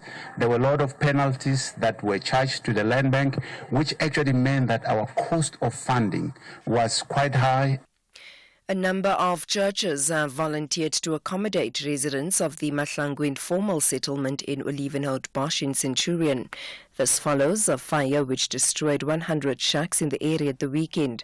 Yesterday, the City of Tshwane councillor Ofense Madzibatela visited the informal settlement where 300 people were displaced. Our plan is to ensure that at least every financial year there are about 20 informal settlements that we're able to upgrade up to phase 2 and then develop them further after that. Part of phase 2 is to reblock a shack so that when one shack catches fire, it does not affect all these other shacks. The City of Cape Town's Energy Directorate says its new smart and prepaid electricity meters will help to avoid inaccurate readings. It will continue to roll out the electricity meters in various areas of the metro in the next few months. Residents have welcomed the initiative. The city's member of the Mayoral Committee for Energy, Xanthia Limburg, says the new electricity meters also offer residents greater management of energy usage. When an area is due for the replacement, we will deliver a letter to the customer's home to arrange an appointment. The meter replacement program is highly beneficial to residents. There is no difference in the cost of the electricity between the old credit meter and the new prepaid meters. It also enables qualifying beneficiaries to move to the highly subsidized affordable lifeline tariff, which includes free basic electricity. And finally, rescuers are searching for survivors buried under the sand in a designated humanitarian zone in the southern Gaza Strip. Israeli airstrikes targeted the area overnight. Gaza Civil Defense Agency says at least 40 people were killed and more than 60 others wounded in the assault in Al-Muwazi. The BBC's Will Vernon has the details. What we understand is that several missiles struck this camp in the Muwasi area of Gaza. Now, the head of the Hamas-run Civil Defense Authority said that 20 tents were hit, and he said that many people were still buried under debris or sand. There are videos and photos from the scene. You can see rescuers digging in what appear to be huge craters and searching for people using lights from their mobile phones. And this is an area where many thousands of people are crammed in, people that have fled from other parts of Gaza. Recapping the top story, the 3 men accused of the murder of 2 women and throwing their bodies in a pigsty on a farm in Onverwacht outside Polokwane will today apply for bail in the Mankweng Magistrates Court in Limpopo. For SFM News, I am Anne Musa. And that's the news for this hour. Theft, accident and 1 million rand liability cover, all covered by Outsurance Essential. Get a quote today, SMS CAR to 43187. Need low-cost insurance for your older car? With Outsurance Essential, a 44-year-old woman pays only 465 Rand a month for her 2011 silver VW Polo 1.4 Comfort Line and gets up to 1 million Rand liability cover. That means if you cause an accident, the other car will be covered up to 1 million Rand. Get Outsurance Essential for unfinanced cars older than 5 years and valued at less than 125,000 Rand. It's time to switch and save. SMS CAR to 43187. That's CAR to 43187 today. Licensed insurer and FSP, T's, C's and information online. SAFM, guiding you through the rush hour traffic. Good morning. Crash on the N1 North through Midrand this morning. It's at Olifantsfontein. If you're on your way up to Pretoria, quite a backlog from New Road to get past that. Everybody coming south having a look at it. So from Brockfontein down to Olifantsfontein, that's heavy. There's a lot of pressure getting into that highway as well on Samrand and on Olifantsfontein. And the Pretoria Main Old Joburg option fairly heavy as well. So just generally very busy in the Midrand area this morning. The N1 up to Deepcliff from Eldo is very slow for a turn through Deepcliff interchange down towards Uncle Charlie's.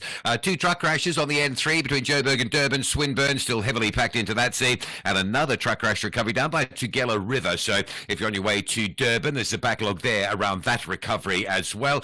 Cape Town, the N2 inbound from Robert Supikwe through to Mowbray Main Roads heavy. The N1 inbound from Plattekloof Hill all the way to the elevated freeways heavy, and Baden-Powell Drive remains closed. Strandfontein through to Muizenberg with some real heavy traffic pressure in that Strandfontein area.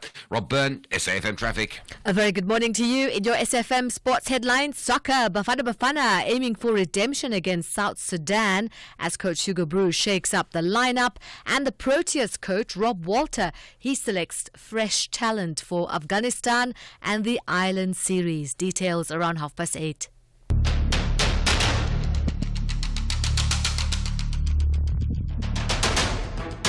The Morning Brief with Thulasizwe Simelane. Weekdays, Monday to Friday, 6 to 9 a.m. The Morning Brief with Thulasizwe Simelane. Weekdays, Monday to Friday, 6 to 9 a.m. And it's the third hour of the morning brief for Tuesday, the 10th of September, 2024 here on SAFM. Good morning, South Africa. It's good to have you with us. In this hour, we will talk at about 8:20 or thereabouts. We will do our Science of Life feature, and we'll be focusing on an issue of concern in as far as the public health situation is concerned, and that is to do with the spread of the Rubella virus in South Africa. We'll be talking to a pathologist from the NICD, because there's been that alert that was raised by the NICD with the Department of Health to say you need to drive the message on immunization to ensure that we control the spread of rubella. And I think it's linked to measles as well. Well, not linked, but they're always reported together. And Professor Kerrigan McCarthy will give us a sense on that story. But before we even get there, the story around the plan, the announcement by the Western Cape Education Department that 2,400 teacher positions will be scrapped or lost, whatever the terminology is there, before the start of the 2025 academic year continues to be a major talking point. And in a moment, I'll be speaking to Joy Maimela, who is the chairperson of Parliament's Portfolio Committee on Basic Education. When you hear people like her using the word catastrophe, you've got to sit up and listen. And Joy Maimela joins me in a moment. This is the Morning Brief on SAFM. Okay. They actually did it. I mean, I've seen it done in other countries, but now they have a whole new local season of the show. Oh Mzansi, you beautiful, amazing land with diverse families and cultures. Wife Swap South Africa is finally here. Tune in from Monday the 9th of September and see how families from across South Africa swap wives and learn a thing or two or three on how other families operate.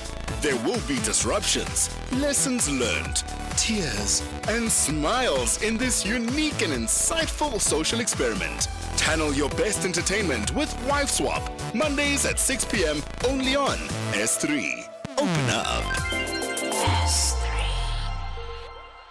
Real savings, real benefits. Here's what real clients say about OUTsurance. My name is Alan. I'm 71 years of age and I live in Douglasdale. I'm paying 554 Rand a month for my 2022 Nissan Magnite. Want a car insurance premium that'll blow your mind? SMS out to 30754 now for a quote. It's quick, it's easy, and it could save you hundreds of rands every month. Here's Amy. To anyone who has not reached out to OUTsurance, what are you doing? Reach out today.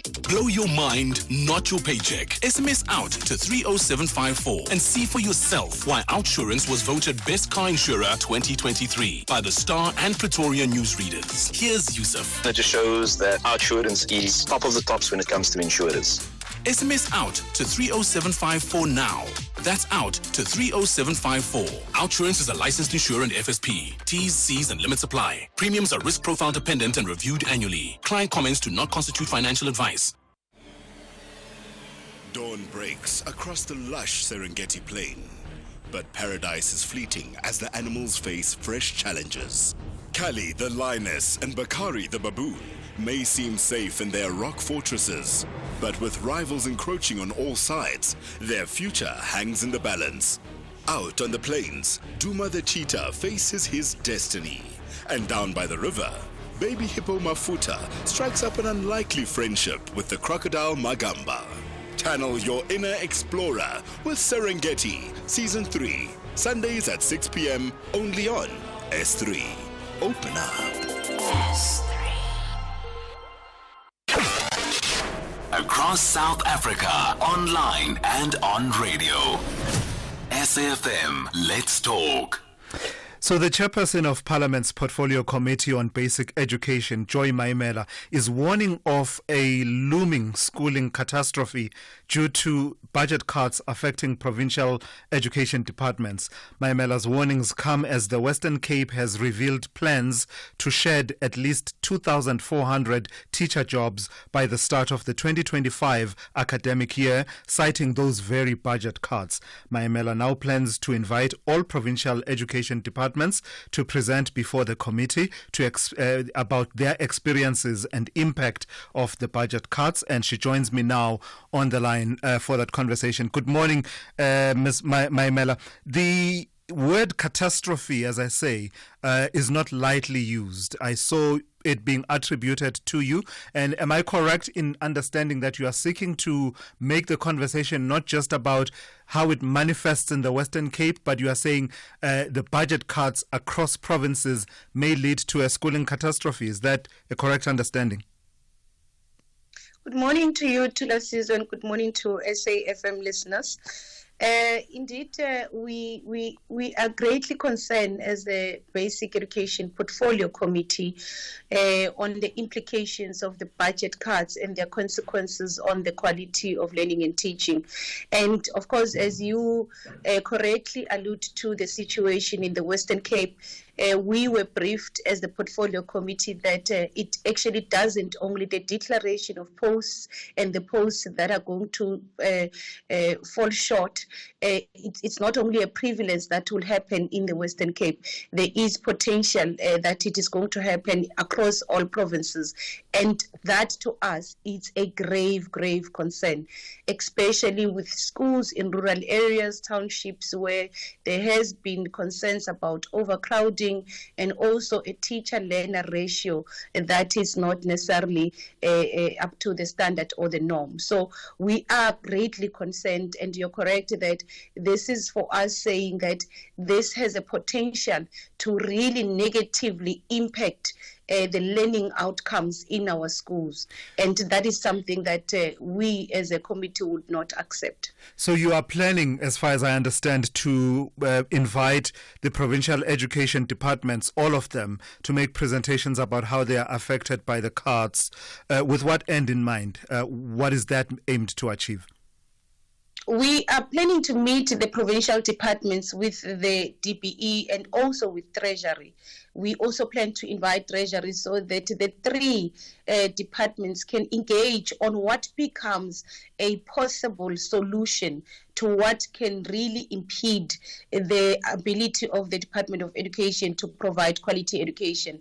Our intention is for the provinces to reconsider cutting teachers and to reconsider reprioritizing the budget to ensure that they safeguard the work of teachers. Because if you are saying that, and this is what the department has said to us, that they are going to enhance the curriculum content by introducing subjects like robotics and coding, ICT integration, and many other subjects, many other new subjects, you can't in the same breath speak about cutting teachers, because you actually need more teachers, more skilled teachers to actually achieve that target or achieve that intended goal. So our intended purpose is to ensure that the provincial departments, when they leave Parliament, they have actually assured us that they're going to reconsider the decision not to keep teachers and reprioritize their budgets. And also engaging with Treasury is to say to Treasury, perhaps engage with provincial governments themselves to see how they can actually safeguard the posts that are not within the baskets of posts. And that is something, it's a discussion that is already undertaken in the Eastern Cape, where they have a serious shortfall, but they are considering other alternative measures to keep the teachers' posts. Would you say that the timing of the budget cuts and the impact that you describe is particularly off and bad, given what has happened, for instance, with the shift of early childhood development to from social development to that function being part of the basic education department? The budget cuts are a serious concern because they have happened across all departments. And with the basic education department, indeed, it's a concern with that responsibility being migrated to the Department of Basic Education. But however, remember the ECD is funded through a special grant and not equitable share provision. However, we still need adequate resources as part of the equitable funds that go to provinces so that they can give additional support to the ECD sector, because it is one of the biggest and focus area. So you need additional support from the equitable share budget to support that migration and to ensure that it is done efficiently and effectively. All right, I've got to thank you for your time and your inputs this morning. That is the chairperson of Parliament's Portfolio Committee on Basic Education, Joy Maimela, and we'll certainly be watching those presentations as and when they get underway. The various provinces, all the provinces, in fact, she tells me, will be invited to make presentations about how they are affected by the budget cuts. The students, UJ ladies, want to ensure that they secure 3 points to stay close to the heels of second place UWC ladies. However, Copperbelt ladies plan to fasten their belts tight and escape from the bottom half. This is the Hollywood Bet Super League. Catch them Mzansi Queens of the beautiful game, UJ Ladies FC versus Copperbelt Ladies FC on Saturday 14 September at 11 a.m. Live on SABC Sport on DTT Channel 4. Also available at your fingertips on SABC Plus and SABCSport.com. Proudly brought to you by SABC Sport. For the love of the game. Hold on to your hats, folks, because FlySafair is heading to the windy corner. That's right, we'll be flying between Cape Town and Windhoek from the 22nd of October, and tickets are on sale now. So, if stunning landscapes, diverse wildlife and vibrant culture is your thing, get to flysafair.co.za now and book flights from just 1,800 Rand. With FlySafair, Namibia is never too far away. Fly Safair, for the love of flying. T's and C's apply. Liverpool FC have collected maximum points in their opening 3 matches of the 2024-2025 season. They want more victories. Look at the white shirts coming here. Salah! Salah scores at Old Trafford again. Meanwhile, Forest want to dictate terms at Anfield. High towards the back post. Wood with a free header. Yes! 1-0 Forest. Chris Wood scores. This is the Premier League. Catch the spectacular clash between Liverpool FC and Nottingham Forest on Saturday, 14 September at 3:30 p.m. live on SABC3. Also available at your fingertips on SABC Plus and SABCSport.com. Proudly brought to you by SABC Sport. For the love of the game. Are you shopping around for the best car insurance deal on the market? 46-year-old Zanele got a great deal on her car insurance when she called Outsurance. She now pays only 1,313 Rand to insure her white 2023 Audi Q2 1.4T FSI S-Line S-Tronic. Get an Outsurance quote and see if you could save. SMS OUT to 30754 now. That's OUT to 30754. Licensed insurer and FSP, T's and C's online. The Science of Life on SAFM. So the National Health Department is urging parents and caregivers to ensure that their children's routine immunizations are up to date. This as the National Institute for Communicable Diseases, NICD, has alerted the department to a significant rise in the number of rubella virus cases, particularly in the Western Cape, Eastern Cape, Gauteng and KwaZulu-Natal. The NICD's Measles and Rubella Monthly Surveillance Report for August says 178 cases of measles and 2,059 of rubella were confirmed across the country in 33 weeks of monitoring. Dr. Kerrigan McCarthy is a pathologist at the Center for Vaccines and Immunology at the NICD and joins me now on the line. Doc, good morning and thank you for your time. Rubella is seasonal, is it not? Why is there concern about the current spread at the moment if it is seasonal?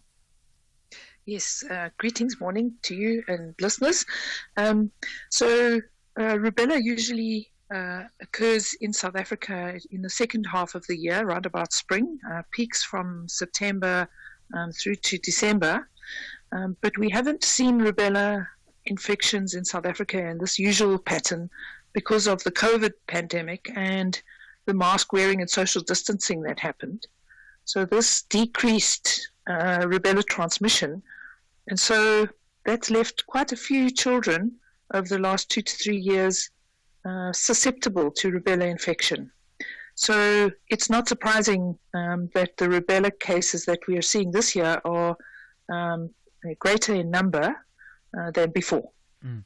And Dr. McCarthy, from the statistics I just read from that surveillance report for August, we mentioned measles and then we mentioned rubella. Is there a scientific reason why they are mentioned in that way, or is it just for convenience?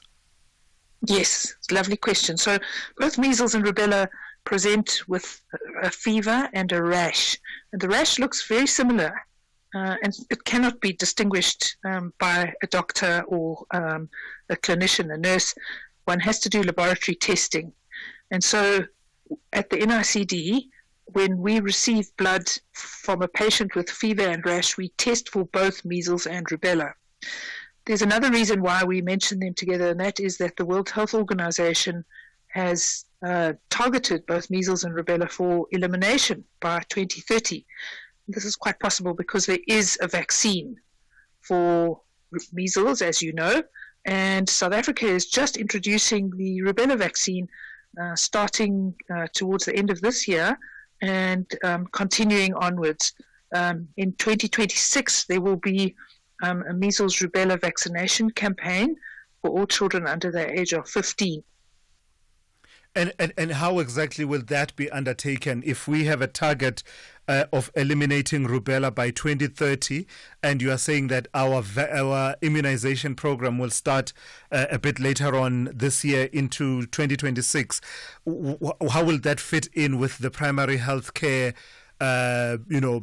programs that we already have for immunization of children as they grow? Yes. So presently, measles vaccine is given at 6 months and 12 months of age. And South Africa is one of 22, maybe even now 19 countries in the whole world that does not vaccinate against rubella yet. So what South Africa, what the National Department of Health has decided is to replace the measles vaccine with a combined measles and rubella vaccine and administer it at the same time at 6 and 12 months. At the same time, the measles rubella vaccination campaign that will target children under the age of 15 years will eliminate circulating rubella from the country. One of the interesting things about rubella is that it is much less infectious than measles. And so because the two vaccines are combined together, and because we are able, when we see a case of fever and rash in the community, we're able to vaccinate children around that case. That's called ring vaccination. We're able very much more easily to eliminate rubella compared with measles. So by combining the vaccines, we actually target two diseases for one vaccine, and because rubella is so much less infectious, we're more likely to meet the rubella elimination target than we are the measles target. All right, I've got to thank you for your time and your insights this morning. That's Dr. Kerrigan McCarthy, who is a pathologist at the Center for Vaccines and Immunology at the NICD, talking to us about the spread of the rubella virus, as well as the alert that has been sent by the NICD and the importance of ensuring that your children's immunization programs are up to date. Call Thulasizwe now, 086 000 2032.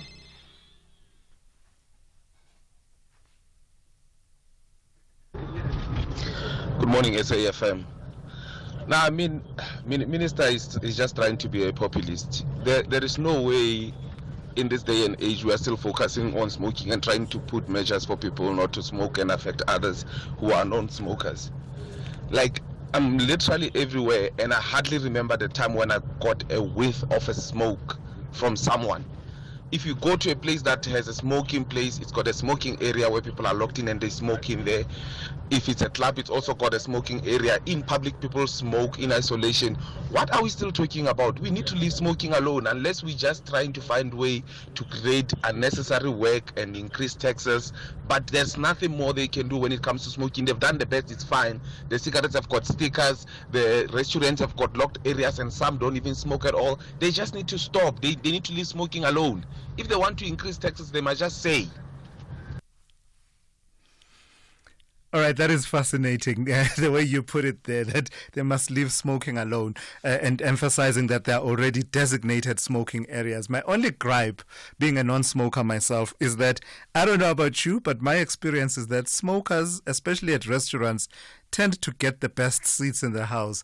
Where the smoking areas are, there's usually a view where I'm thinking, I would love to sit there, but there's absolutely no way I would survive. Let's see if we can listen to one more and see if we can engage with that. Hi, Thulasizwe on your team. Good morning. Anonymous here. Responding to the Deputy Minister about public consultations. The government has got a very interesting way of doing public consultations. They will do a public consultation on a Wednesday morning at 10,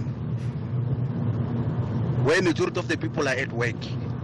Or they'll take that piece of legislation and put it in a box somewhere, or in a corridor somewhere, and say it's for public consultations. What do they mean by that?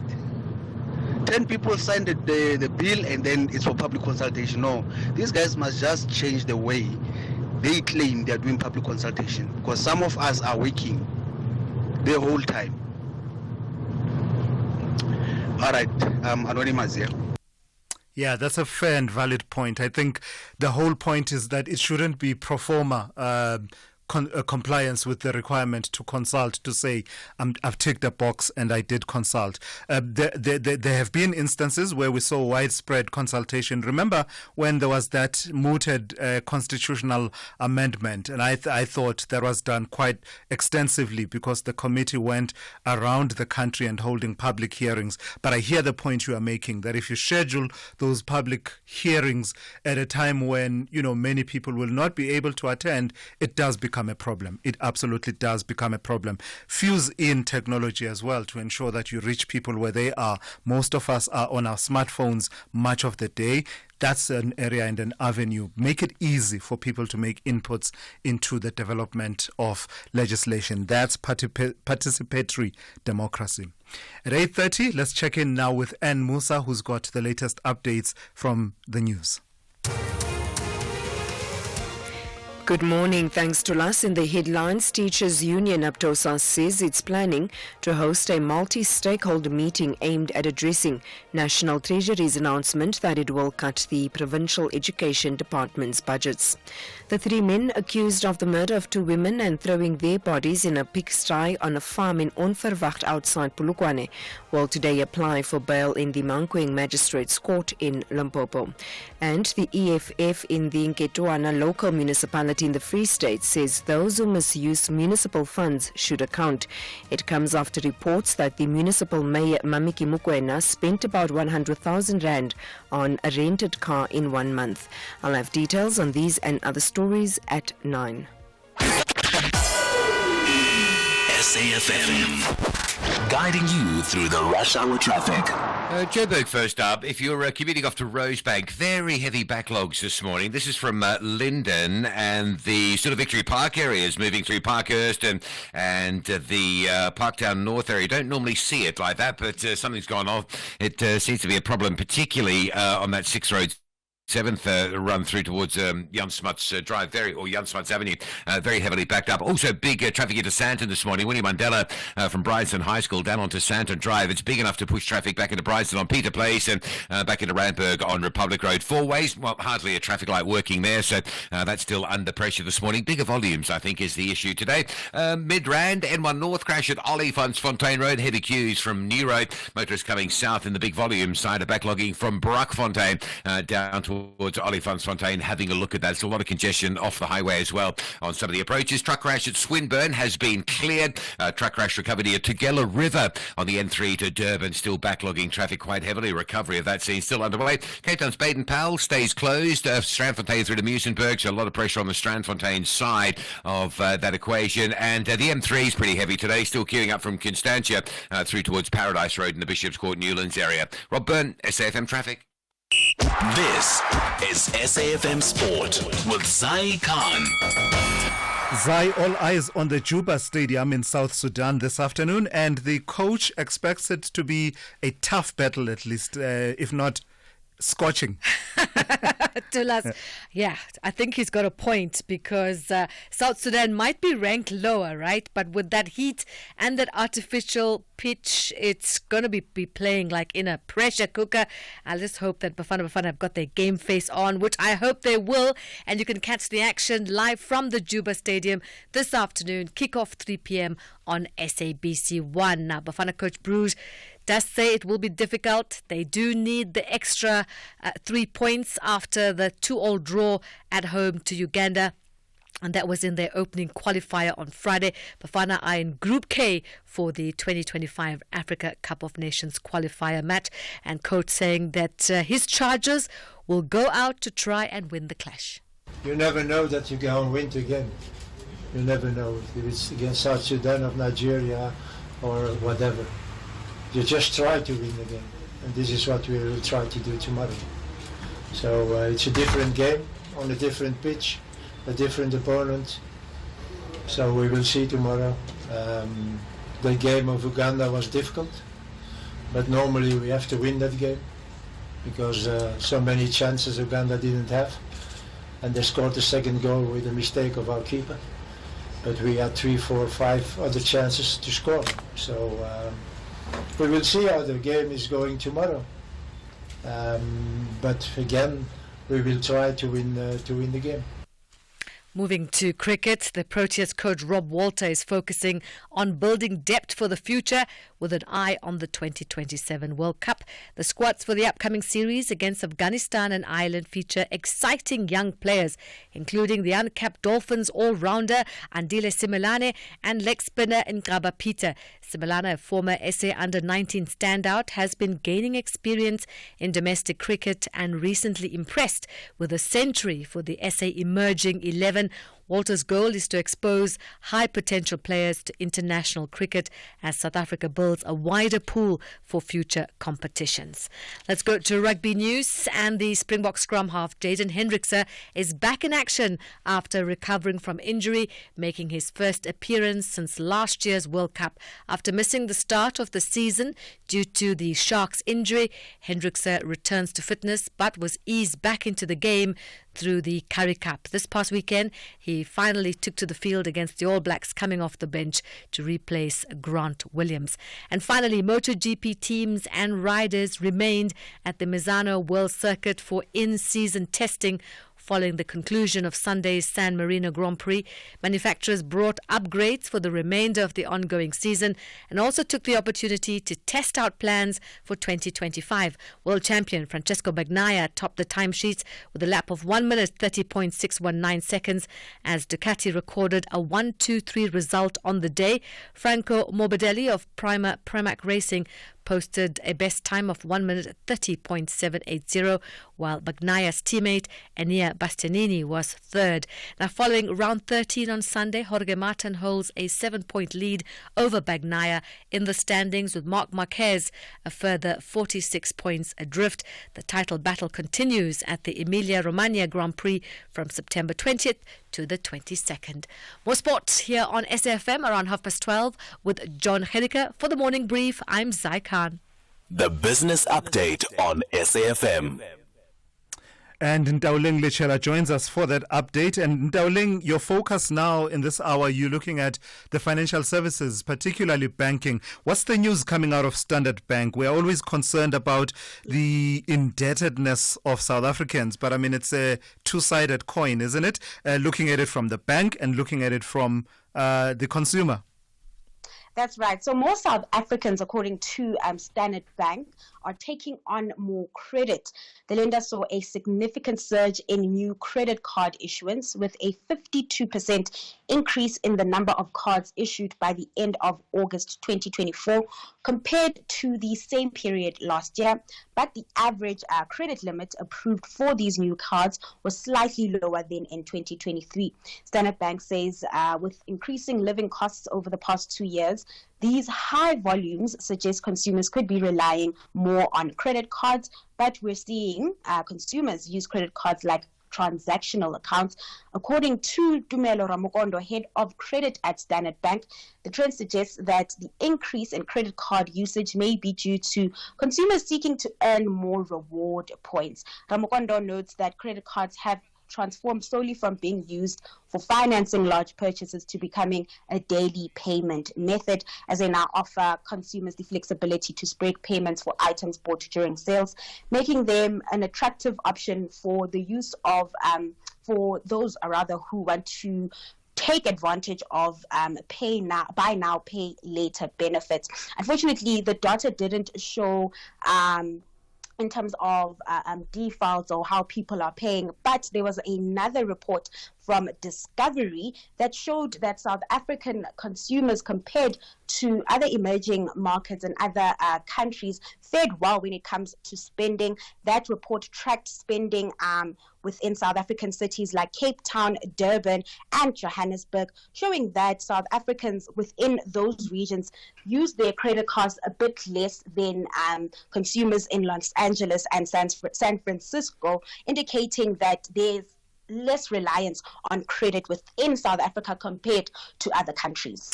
And Ndauling, I know it's a bit corny, but allow me to say this. It seems that the long queues at the ATMs have got Capitec smiling all the way to the bank. Connie, I know, indulge me. Listen, nothing seems to be stopping Capitec's growth at this point. Really one of the fastest growing banks. So you know what? You're right. I think you are. In a trading update, the lender said it forecasts a profit jump of as much as 37%. This is higher than the 25 to 35% jump that was initially expected when it released an update in July. Now, Capitec says growth has been driven by two factors: a steady reduction in bad debts and growth in revenue from transactions, commissions, and additional services, which it also expects to continue to grow in its 2025 financial year. Capitec's acquisition of extra shares in Avifin Holdings, an international online consumer lender, is also expected to boost its income statement. Now, markets welcoming this update as the share price closed at a one-year high yesterday, up 2.7%. Tulas, for one Capitec share, you have to pay 2,775 rand. My goodness. Now, the lender is one of South Africa's top performing stocks, up close to 47% year to date. Yeah, you and I must get ourselves those shares one way or another. We need to get our money out. Darling, the JSE opens in about 20 minutes. What kind of a day are we looking at, as well as, of course, just a recap on Asia and the US futures? So we're probably in for a mixed start as the JSE follows its global peers. In terms of local news, though, earnings reports from property company Attack and food producer Listeriosis are out. We also have manufacturing output numbers for July out later in the afternoon. So lots to chew on today. In the currency market, the rand trading in tight range below the 17.90 mark against the dollar. Over in the US, futures in the red ahead of that all-important inflation print that will have some influence on the Fed's next monetary policy moves. And then in Asia, markets there retracing earlier gains with most stocks now in the red. Traders there awaiting US economic data while remaining concerned about China's economy. All right, thank you for that. That's Ntaoleng Lechela. She's been watching all things from the business front and the economy for you throughout the morning here on the Morning Brief.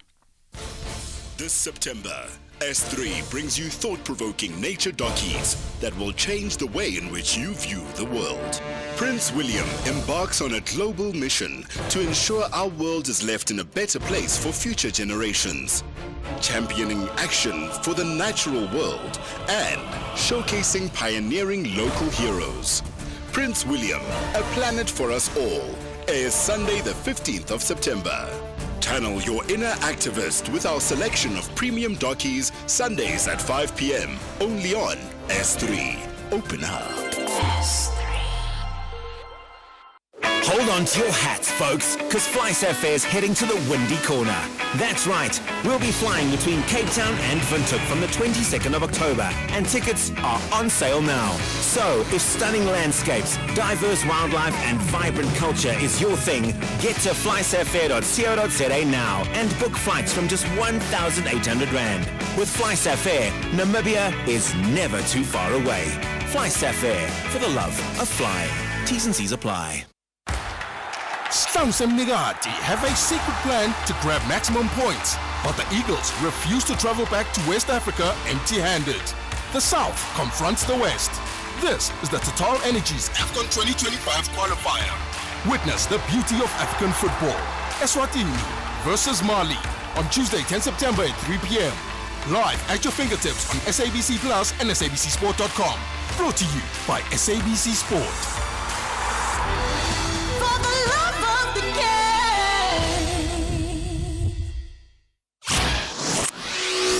Thulasizwe Simelane on SAFM. So the standard of conduct for legal practitioners is quite exacting. It demands that a person should remain a fit and proper person to continue to practice as a legal practitioner. And of course, you do see from time to time whenever a legal practitioner, an attorney, an advocate, or anyone in those fields strays from that standard, the law will pounce on them. The Legal Practice Council will pounce. So it then is quite shocking when it gets to the extent that a warrant of arrest is issued for a legal practitioner. But that's exactly what has happened with one senior practicing attorney, Mr. Hassani Charles Chabalala, who is alleged to be a fugitive from justice. Let's talk about this. I'm joined by one of those organizations that monitor the conduct of legal practitioner, and I am joined by Takalani Margaret Ramanyimi, who is Secretary General of the Amalgamated Lawyers Association, Amalgamated Women's Lawyers Association. Good morning, Ms. Ramanyimi. Thank you for your time this morning. Tell us a bit more about this particular case of Mr. Hassani Charles Chabalala. Good morning to the season, and morning to your listeners. Thank you for having me this morning. Right. Maybe to put things into perspective, what transpired was that there was an order issued by the High Court against Mr. Chabalala. It was a Rule 43 order in December 2023. So, as I understand the issues, he was complying with the order, albeit he stopped around July this year complying with the order. Then a contempt of court application was brought against him. The application was granted. Then he was sentenced to 6 months imprisonment, albeit the conviction was rather suspended on condition that he's not found in contempt again, or he's not found of any other offense. So then in August, then he again deliberately did not comply with the order, and then another contempt application was brought and an enforcement was issued, whereby then he was then sentenced to 6 months imprisonment. And when you say that this had to do with a Rule 43, what does exactly that? What exactly does that mean? That the genesis of the issue that led to that saw him not complying, and then leading to the issuing of an arrest warrant. A Rule 43 application is an application of maintenance pending a divorce action. So then he was then ordered to pay spousal maintenance and child maintenance pending his divorce. So in the meantime, from December to July, he then complied. He was paying the maintenance, which is the spousal maintenance and the child maintenance. Then he stopped paying the maintenance as per the order. So that's where the contempt application now came into being, and then the enforcement following the contempt. Why does this case matter in the bigger scheme of the public continuing to trust the legal profession, and in as far as the legal ethical standards of legal practitioners? Why is this a case that is worth highlighting? Okay. For our judiciary to be seen to be working, it is important that the public have confidence in our judiciary, and the public sees the judiciary to be working, wherein it's able to uphold or to hold one of its own, which are legal practitioners, to account. So it is very much important as legal practitioners, because we are ambassadors of the law, we are ambassadors of our constitution, we are ambassadors of the rule of law. So it's important that we act always in line with the Constitution and our law. So as legal practitioners, we cannot be seen not complying with the orders which are issued by our courts, wherein we practice every day, and we expect orders to be issued, and we expect other parties who are not in the profession to comply with such orders. Yet we, as legal practitioners, we are not complying. So if the public says that if those who are within the system themselves are not held into account for not complying with the same orders that every day they advocate for, then why should we as members of the public then comply? Then we will end up having a lawlessness society. And lastly, Ms. Ramanyimi, when we say someone is a fugitive from justice, I imagine that it can't be easy in South Africa to pull that off, especially if you are in those professions, the legal profession, for example. I think you guys are covered from wall to wall with regulation and needing to comply with almost every law that is out there. So how does one pull off being a fugitive from the law in that profession? Well, in this case, what's transpired is that after the enforcement order was then issued and a warrant issued, the same was forwarded to the SAPS. So the SAPS then started the process of locating Mr. Hassani Charles Chabalala. So I must really commend the job of the Deputy National Commissioner, Lieutenant General Sivia, and his team Lieutenant General Thembi Khadebe, and also the station commander Brigadier Mokwe. They've been doing a great and sterling job in respect of this case, because since the enforcement order and the warrant was issued, they have been communicating with Mr. Hassani Chabalala to say, please hand yourself in, then so that this does not have to be a difficult situation. If you hand yourself in, we process everything, then it will be a smooth ride. But Mr. Hassani Chabalala, instead of handing himself in, he sent the police from pillar to post, saying that he was in this area when they went to this particular area. He was not there. He said, no, I'm no longer there. I'm in this area. They went there. He was not there. So it has been an on and off thing whereby he's been saying, I'm here. When they went there, he's not there. So that's why we're saying he is a fugitive from justice. But they are doing all they can to try and locate him. And I'm sure they will apprehend him and bring him to book. All right, I've got to thank you for that. That is Takalani Margaret Ramanyimi, who is Secretary General of the Amalgamated Lawyers Association, the women's chapter thereof. SAFM, guiding you through the rush hour traffic.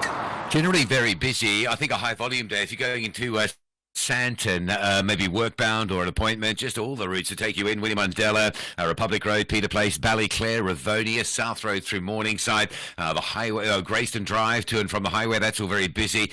Catherine Street coming down from Barlow Park, it's all really quite heavily backed up. Even the run up from Ilovo on Rivonia Road quite heavy as well. Delays between Victory Park and Rosebank, 6th and 7th is particularly heavy. Chester as well, heading across towards Jan Smuts Avenue. Those routes have been busy today.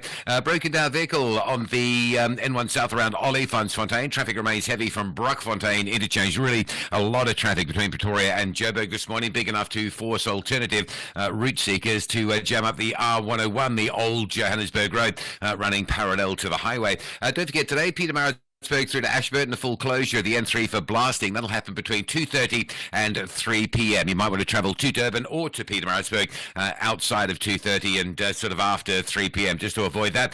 Truck crash recovery near Tugela River still underway. There's a big backlog Durban bound as you come off Van Riemen's Pass and into that area. Cape Town, Baden-Powell closed between Strandfontein and Muizenberg. A lot of traffic still jamming on the Strandfontein side of that equation. M3 is pretty heavy. We've been tracking delays all morning really. Bottom of Wynberg Hill right through to UCT. And plenty of traffic on the N1 as well. If you're coming in from Brackenfell, Kraaifontein, Belleville, you'll hit traffic from about N1 City right through to the elevated freeway in the city centre area. Rob Byrne, SAFM Traffic.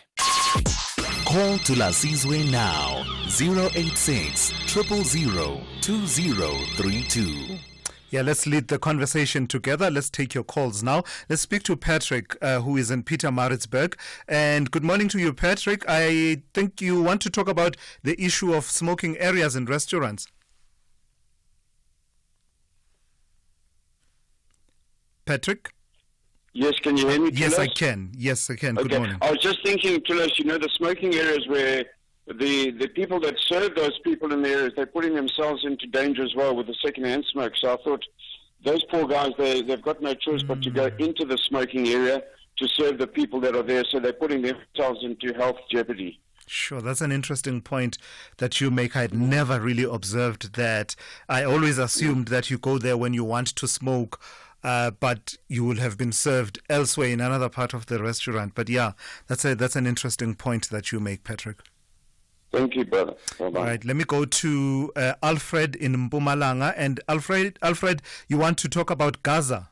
Good morning to you. Morning. How's it? Very good. How's it? No, man. I want to talk about this issue of Gaza. Actually, we started by saying on the matter of ICJ, South Africa must stand firm, not withdrawing that case that they've challenged the Israel over the issue of Gaza. I think we must all agree that seemingly for now, Israel and America want to be a threat to a world peace. Because if that matter is withdrawn from the case, from that ICJ, we are going to realize the worst. You see, imagine kids, small kids, being bombarded by an airplane, by Israel and America. Pregnant women are being killed bombed by America and Israel in Gaza. We can't allow that. Right. We have seen yesterday the Israel went to Syria, bombed innocent people there, and the world must watch helplessly. It can't be correct. Right. I've got to leave it there. Evil at its worst. Yeah. All right. We can't allow such evil to continue performed by Israel and America because of their narrow interest. It can't be. All right. Thank you for that. That's Alfred in Mpumalanga. They're talking about the situation in Gaza as well as the role of the United States and Israel. The reason I'm not going to continue to engage you, Alfred, and I do apologize, is that I do need to get to this and give a right of reply to Mr. Hassani Charles Chabalala. You will have heard that interview a few minutes ago with Takalani Margaret Ramanyimi talking about an arrest warrant issued for a senior practicing attorney, Mr. Hassani Charles Chabalala. He's now joining us to have his say on the matter. Mr. Chabalala, good morning and thank you for your time this morning. Yeah. Can you confirm that there is an arrest warrant out for you, and what are you doing about that? No, thank you.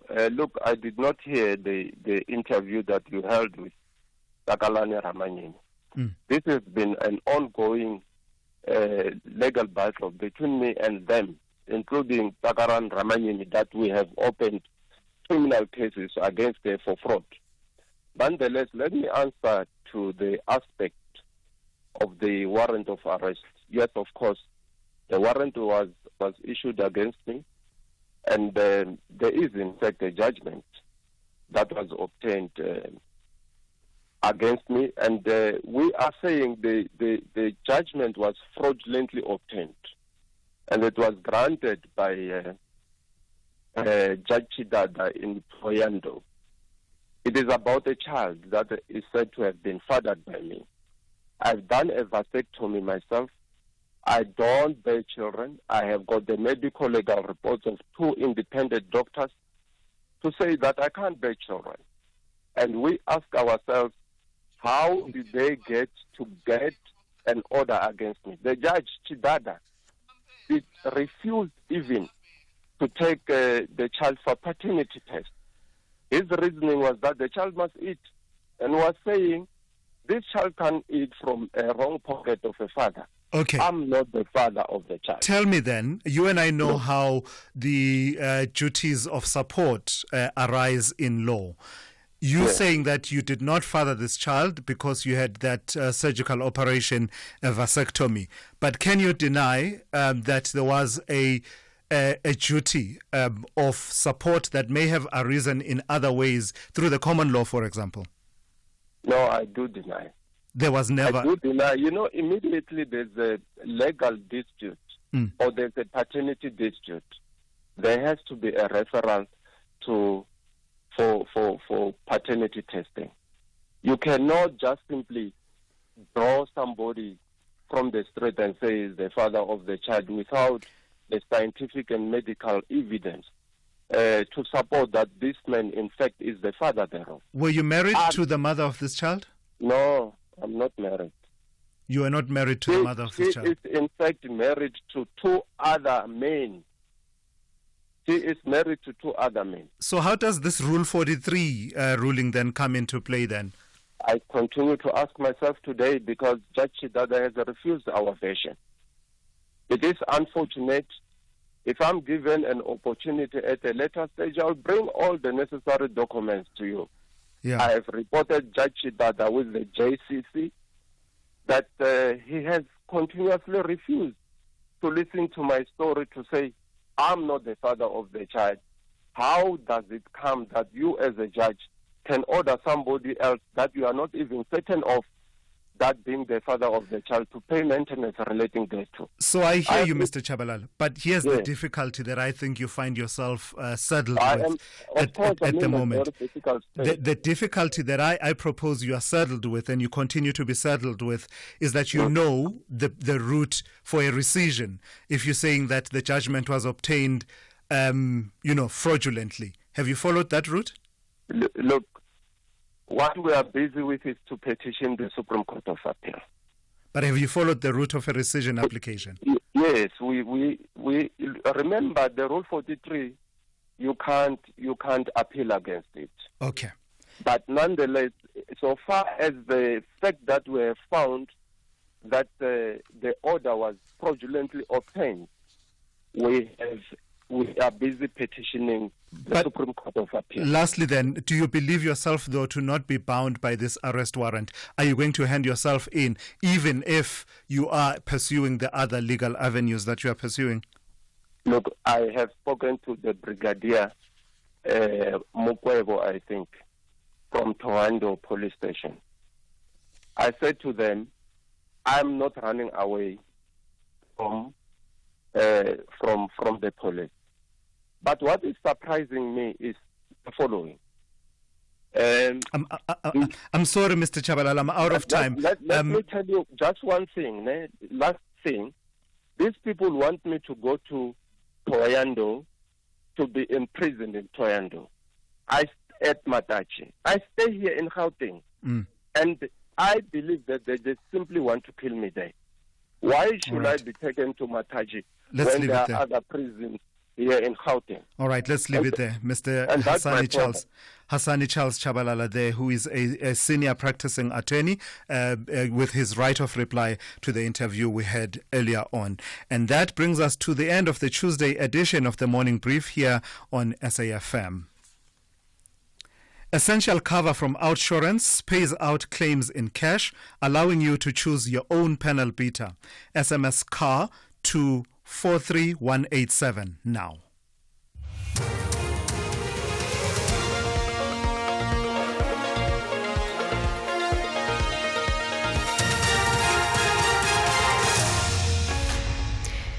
In our top stories, Teachers Union plans stakeholder meeting on budget cuts and search for survivors after Israeli airstrikes in southern Gaza. Good morning. Teachers Union Aptosa says it's planning to host a multi-stakeholder meeting aimed at addressing National Treasury's announcement that it will cut the Provincial Education Department's budgets. Government has agreed to a 7.5% wage increase for teachers and other public servants for 2023-2024 financial year. However, it has not increased provincial budgets. Last month, the Western Cape Education Department announced it would cut around 2,400 teaching jobs due to a 3.8 billion rand budget shortfall. NAPTOSA's Executive Director, Basil Manuel. Absolutely. There has already been a cut to the education budget, and we know it's not the first time this has happened. Before it happened because parastatals were being bailed out, but with austerity, there has been a cut, and this affects provinces throughout the country. Not only the Western Cape that has been in the news, KZN had its meeting, we've heard from Northwest, we've heard from the Eastern Cape and so on, and none of them are telling a good story.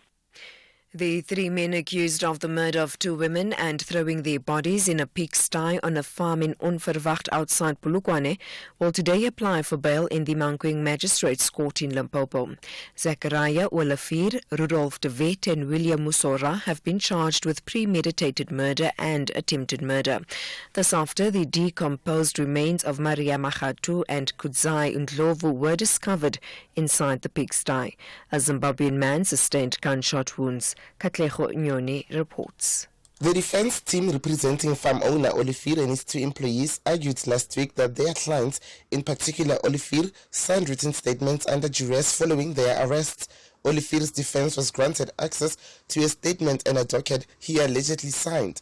The court, however, denied the defense representing Musora and Divet access to police dockets. The state is opposing bail. The state has also lodged an appeal following the court's decision to allow Olifir's defense access to a written statement he signed. The EFF in the Nketwane local municipality in the Free State says those who misuse municipal funds should account. It comes after reports that the municipal mayor, Mamiki Mukwena, spent about 100,000 rand on a rented car in 1 month. The EFF's provincial secretary, Busanku Msimanga, says there may be an element of criminality in such a transaction.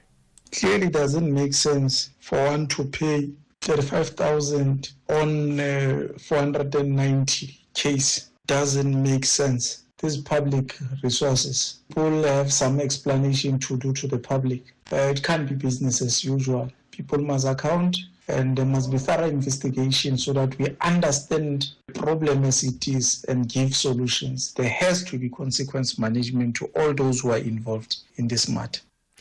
A number of churches have volunteered to accommodate residents of the Mahlangu informal settlement in Olivenhout Bosch in Centurion. This follows a fire which destroyed 100 shacks in the area at the weekend. Yesterday, the City of Tshwane councillor Ufense Madzebata Tela visited the informal settlement where 300 people were displaced. Our plan is to ensure that at least every financial year there are about 20 informal settlements that we're able to upgrade up to phase 2 and then develop them further after that. Part of phase 2 is to reblock a shack so that when one shack catches fire, it does not affect all these other shacks. And finally, rescuers are searching for survivors buried under the sand in a designated humanitarian zone in the southern Gaza Strip. Israeli airstrikes targeted the area overnight.